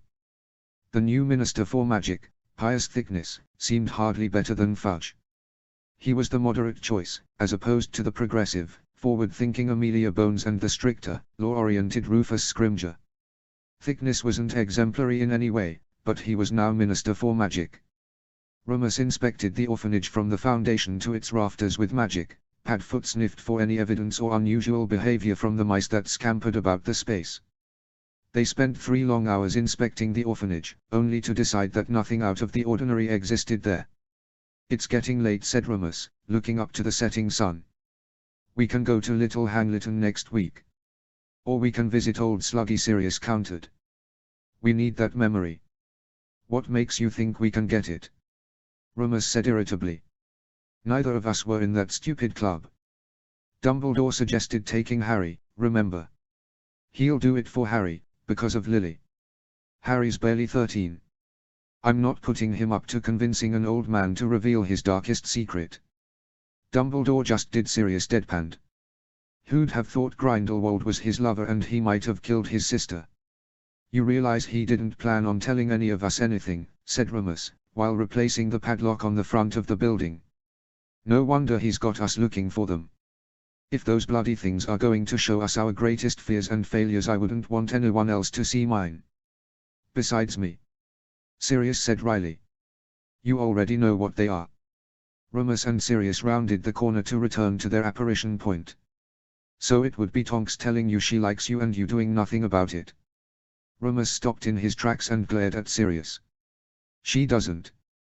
You should have seen her face when I kissed her, like I'd killed her pet rabbit. She knows now it was only for that prank." Sirius opened his mouth to protest, but Remus shook his head. "Please don't. Even if she did and she doesn't, I am what I am. Come on, let's get home. Harry's birthday is tomorrow and we promised he could have his friends over. Sirius rolled his eyes dramatically at Remus but took him by the arm and turned on the spot back to Grimmauld Place. The next morning, Remus was happy to see Harry and Tonks in the kitchen, preparing the space for his birthday party. Remus prepared a cup of tea and began setting the table while listening to Tonks and Harry's conversation. "I can't wait to see the Weasleys again," said Tonks. "It's really lucky they won the Prophet's Galleon prize this month and got to see Bill in Egypt. I haven't seen him in, blimey, since we left school." Ron said, "Everyone is coming." Harry said brightly. "All the Weasleys?" "I never met Bill but Ron says he's really cool." "He was the most popular boy in my year," said Tonks, while putting up a banner that read "Happy 13th birthday, Harry." "All the girls wanted to date him, some of the boys, too." She winked at Harry and Remus felt a slight pang of jealousy in his heart. Had Tonks dated this Bill Weasley bloke? Luckily, Harry asked that question for him. "Did you ever date him, Tonks?" Tonks laughed and shook her head. "No, but I always wanted to. He's really handsome and brilliant to boot. I was too klutzy and weird for most blokes when I was at school." "Why don't you date him now?" said Harry. "If you do, you could be a Weasley, too." Remus felt the cup in his hand shatter to the floor in a sudden fit of jealousy at the thought of Tonks with someone else. Startled, Remus cast Reparo on the cup and Evanesco for what remained of the tea. "Sorry about that," Remus said hastily. "If you'll excuse me." He went back upstairs to spend a few minutes alone and calm down. He was furious with himself for being jealous. He wasn't right for Tonks. She didn't like him. Even if she did, he would never subject her to a life with a lycanthrope. Most importantly, he couldn't ruin the friendship he had with her. He couldn't run the risk of a bad breakup that would hurt both of them, and crucially, Harry. Harry loved Tonks and she loved him too. It was one of the first reasons why Remus had fallen for her in the first place. She cared for Harry enough that she was willing to fight for him and for his happiness with the Lupins.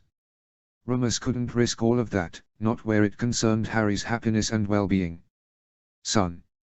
What's troubling you?" said Lyle, while peeking out of the small parlor. "You're going to wear out the carpet with all your pacing." "It's nothing." Lyle gave Remus an exasperated glance and he relented, saying, "Fine. It's Tonks, same old, same old. I want her and can't have her. I can't risk our friendship. I can't risk Harry losing her. The same old shit." "How do you know it would end poorly?" said Lyle. "I can't believe you, of all people, would say that. I'm a bloody werewolf. Being with me would ruin her life." Remus raised his hands in the air angrily and then ran his fingers through his hair, pulling it in frustration. "She already lives here, son." "It's not the same," snapped Remus.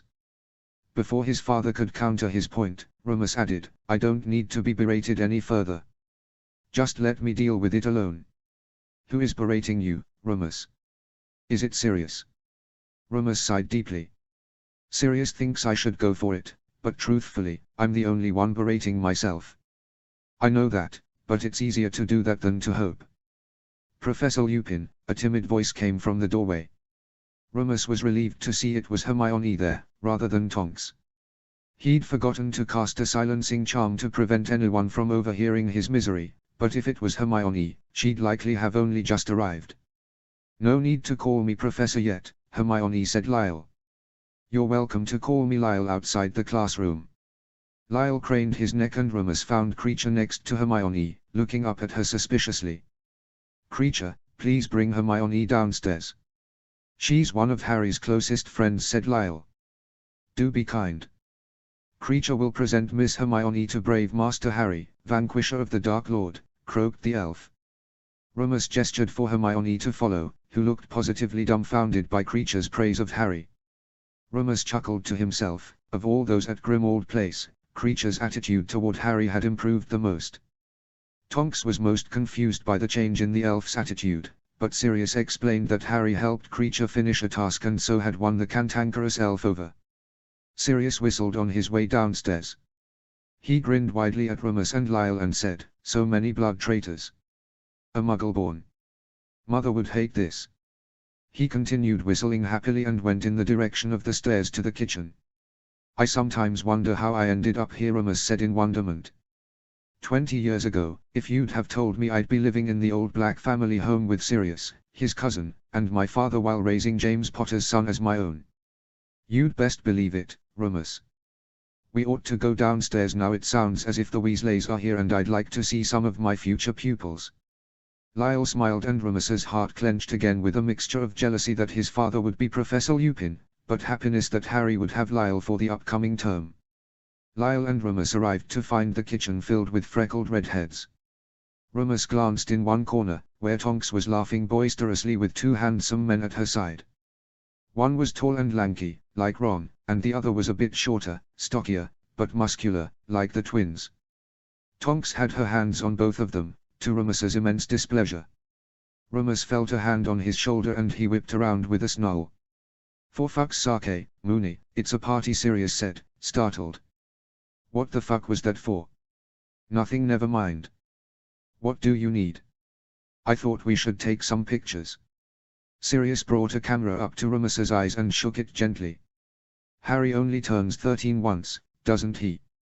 "Oh yeah," said Remus, shaking his head slightly. "I'll get Tonks. I'll get your dad and Harry." "It should be a family picture," Sirius said firmly. "Get Tonks."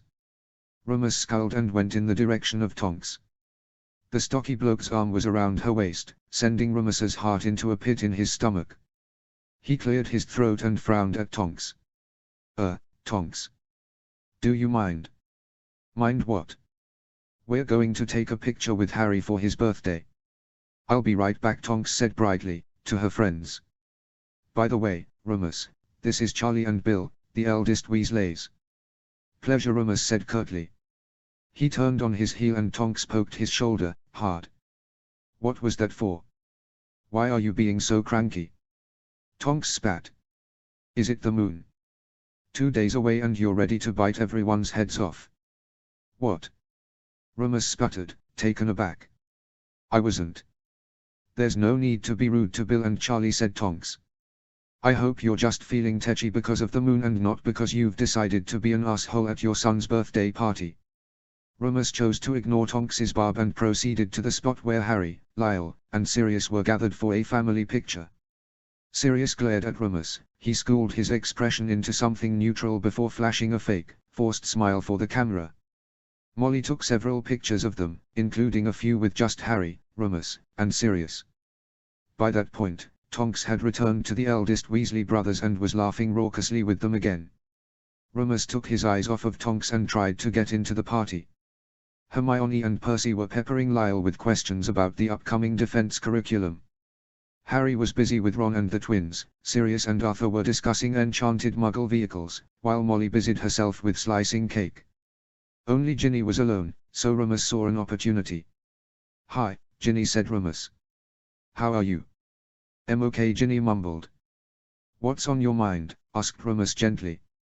"You look like you've been thinking hard." "It doesn't matter." "Of course it does. Why do you think I asked?"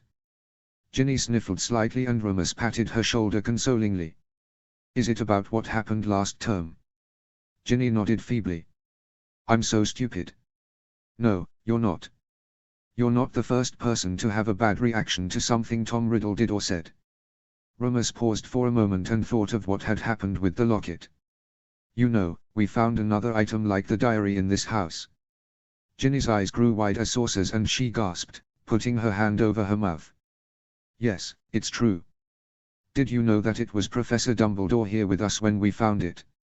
Ginny's eyes were unblinking now as she gaped at him. "I can't tell you everything, Ginny, but Professor Dumbledore had a very hard time with it.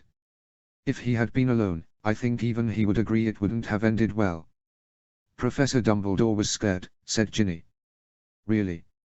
Really? All of us were. Whatever Tom Riddle did to put dark magic on his things, it was enough to scare all of us." Ginny finally cracked a smile, looking relieved. "Thank you, Mr. Lupin. Please, call me Remus. You can call my dad Professor Lupin when he's your defense professor, but I'm just Remus to you." "Thank you, Remus," Ginny said softly. "I think I'll find Why don't you find Tonks, suggested Remus. She's very kind. Ginny nodded and Remus watched, only slightly guiltily, as Bill and Charlie went away from Tonks and joined Sirius, while Ginny sat with Tonks instead. Remus tucked in for a slice of cake, delicious, as always, coming from Molly Weasley's expert hands, and winced upon having Charlie and Bill join him at the table. He was relieved when Lyle joined them, too. So, Bill said, Lyle, your mum tells me you've got a girl back in Egypt. She's called Mahar and she's a curse breaker, Bill said, smiling. Mum and Dad met her when they visited. I don't think Mum likes her, but she's never liked any of my girlfriends. He shrugged and took another bite of his cake. How about you, Charlie? Got a girl in Romania? Lyle asked, while keeping his eyes steady on Remus, as if he knew what Remus was thinking. Both Bill and Charlie chortled to themselves. I'm more interested in dragons at the moment, Charlie said slowly, but I'm not into witches. Ah, I see, Lyle said nonchalantly. Your parents don't know. I'll wait until they've got human grandchildren to tell them they won't be getting any from me, Charlie muttered. Not a moment sooner. Hey, boys, Tonks sat down and joined them with a large slice of cake. Bill isn't boring you with singing Mahar's praises, is he? I'd rather be smoked alive by a dragon. Charlie guffawed and Bill blushed while mumbling into his cake. What's got you in such a good mood? Tonks asked, while arching a brow at Remus. Did someone cast a cheering charm on you? This is really good cake, said Remus uneasily. Really good? Aha. Tonks glared suspiciously at Remus, who sunk into his seat. Ginny joined them with her own slice of cake and she beamed at Remus. I wish I could live here, said Ginny, looking longingly around her. Harry's so lucky. You want to live in a haunted house? Asked Tonks. Ginny nodded enthusiastically. Everyone is so cool. Professor Lupin, Remus, Sirius, you, even Creature. We're not cool enough for you, said Bill, affronted. He tucked a long lock of hair behind his ear and showed off his ear piercing. Not so cool when all you talk about is your stupid girlfriend, Ginny muttered. Get a life. Remus and the others burst into laughter and he reminded himself to have Ginny stop by more often. Chapter 27, Dementus. Chapter text. Harry lay on his bed and marveled at the pictures from his last few birthdays. His 13th birthday had been the biggest yet, with all the Weasleys, Hermione, and his odd little family. He'd now celebrated 4 birthdays with the Lupins and he could hardly believe his eyes at how much he'd changed since his 10th birthday, the first he'd celebrated with Remus and Lyle. He was still scrawny for his age. Mrs. Weasley always told him he looked peaky, but he was happier and healthier at 13 than he'd ever been before the age of 10. One picture stood out to him. It was one of the ones he'd taken with his newfound, oddball family. He was in the center, with Sirius and Remus on either side of him. On Remus's side was Lyle and on Sirius's side was Tonks. Neither Tonks nor Remus looked very happy. The moving photograph showed them scowling before mustering smiles up at the camera. That was odd. Harry didn't know what to think of the strange behavior or facial expressions. Neither Remus nor Tonks betrayed any indication that they were anything but happy for him, but unless they'd both eaten something sour before taking the picture, he didn't see why they were so cranky before and after taking the photographs. In fact, thought Harry, as he looked through more pictures from his latest birthday, any pictures that included Remus or Tonks showed that they were not enjoying themselves at all. That was also odd. Harry frowned and picked up one picture in particular that showed Tonks glaring at Remus before flashing a smile at the camera. Harry took it and walked out of his room to knock on Sirius's half-open door, as his godfather was the only other person home that sunny Saturday afternoon. Hey, Harry greeted Sirius. You're done writing your thank you letters to the Weasleys and Hermione? Yeah, but can you look at this? Harry gave Sirius the picture and pointed to Remus and Tonks. They're like that in almost all the pictures. Did I do something? Sirius groaned and put his head in his hands. Can you get me a few more like this? Harry promptly went to his room, picked up several more photographs, and gave them to Sirius. Either Moony did something wrong and Tonks is angry with him, Sirius said slowly, which I think is likeliest, by the way, or they both ate vomit-flavored Bertie Bott's every flavor beans all afternoon. Harry picked up one of the photographs of Remus, Tonks, and several Weasleys at the kitchen table. You don't think Tonks did anything wrong? Sirius barked, laughing, and shook his head. Other than being related to the blacks, which explains her temper, no, she didn't do anything wrong. Did I do something wrong? Asked Harry. It was my birthday. Sirius grimaced and looked suddenly somber. You are not at fault for adult problems, Harry. Okay, can you tell Remus to apologize to her? She hogs the bathroom more when she's angry. Sirius burst into another fit of bark-like laughter. I'll figure it out for you. Moon's never been the best with women. Harry shrugged and took the pictures back for his ever-growing album. When can we go to Diagon Alley to get my books? I got my Hogwarts letter this morning and there was something extra in it for one of you to sign. Hogsmeade. Harry nodded. I can go, right? I don't see why not, even if there's a traitor on the loose. We'll wait till the others are home, yeah. Sirius chuckled again and shook his head. Blimey, Harry, you've got a lot of guardians now, don't you? Harry couldn't help but grin at Sirius's statement. It was true, and he could hardly believe how much had changed in just a few short years. Show me again. Harry demanded. Tonks laughed and cast the spell. Expecto Patronum. A silvery jackrabbit emerged from her wand and leapt happily throughout the kitchen at Grimmauld Place. It winked at Harry before disappearing into thin air. Can I try? Said Harry. I don't see why not. Don't be disappointed if it doesn't happen right away. There are loads of fully grown witches and wizards who can't produce one. I know, Lyle, Remus, and Sirius all said so. Harry kicked the toe of his shoe against the stone floor and sighed. He was now proficient at banishing boggarts, but if he let a boggart dementor linger too long, it was close enough to the real thing that he felt faint. He wanted to learn how to banish dementors now, especially since they would be back at Hogwarts for his 3rd year. All right. We'll try, offered Tonks. I've got about a half hour before I've got to get ready. Ready for what? Oh, a date. Tonks blushed and her hair went from its previous turquoise to a soft pink. With who? Are you going back with Evan? Asked Harry. Or Charlie? He's a dragon keeper. It's new, Tonks said hurriedly. I'll tell you more about it another time, okay? Harry stared at her over his glasses and she put her hands on her hips, glaring at him in return. Do you want to learn the Patronus charm or not? Interrogating me on my personal life won't get you anywhere. Where else am I going to go on a Saturday night? Said Harry. Tonks's face fell before she burst into giggles. Cheeky bloke, you, she said affectionately, while mussing his hair. Let's try the charm a couple times and then I'll be off. Tonks explained that the Patronus charm had to be cast with a powerful, happy memory. It became easier over time but at first required a lot of concentration on the happiest memory, allowing it to fill him with joy before making the incantation. Harry's first attempt was thinking of the day the Lupins had come to get him from the children's home. He remembered the excitement that someone wanted him and the terror that they would turn him away.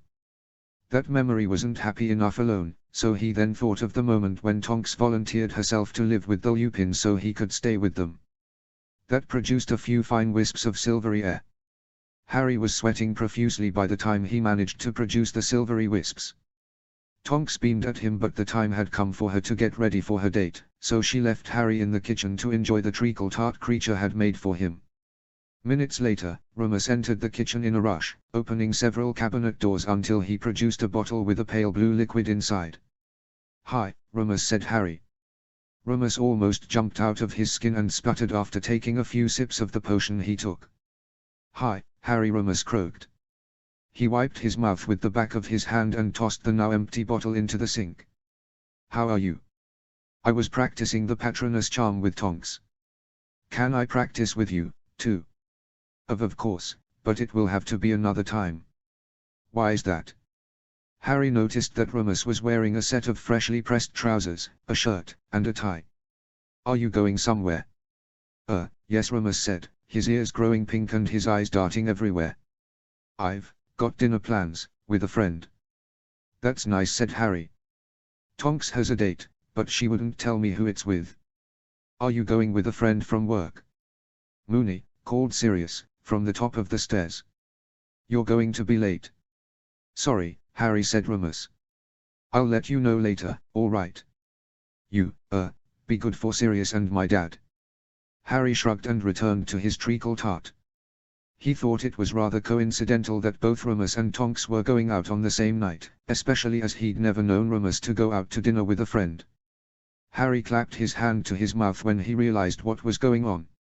Remus was also going on a date that night, but was too embarrassed to tell anyone what it was.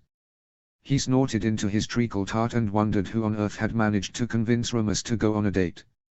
He thought that it would be wise to tell Sirius his theory, as he knew Sirius would tease Remus mercilessly if he found out that Remus went on a date without saying so. The thought of Remus on a date, however, was a peculiar one. Harry knew that's what adults did sometimes. Ron's eldest brother, Bill, had a girlfriend. Percy Weasley also had a girlfriend. Harry sometimes saw older couples snogging in the Gryffindor common room, which was a revolting sight, in his opinion. The idea of Remus on a date and engaging in such activities was, well, it was totally bewildering and frankly, a little nauseating, thought Harry. When Remus had first introduced himself,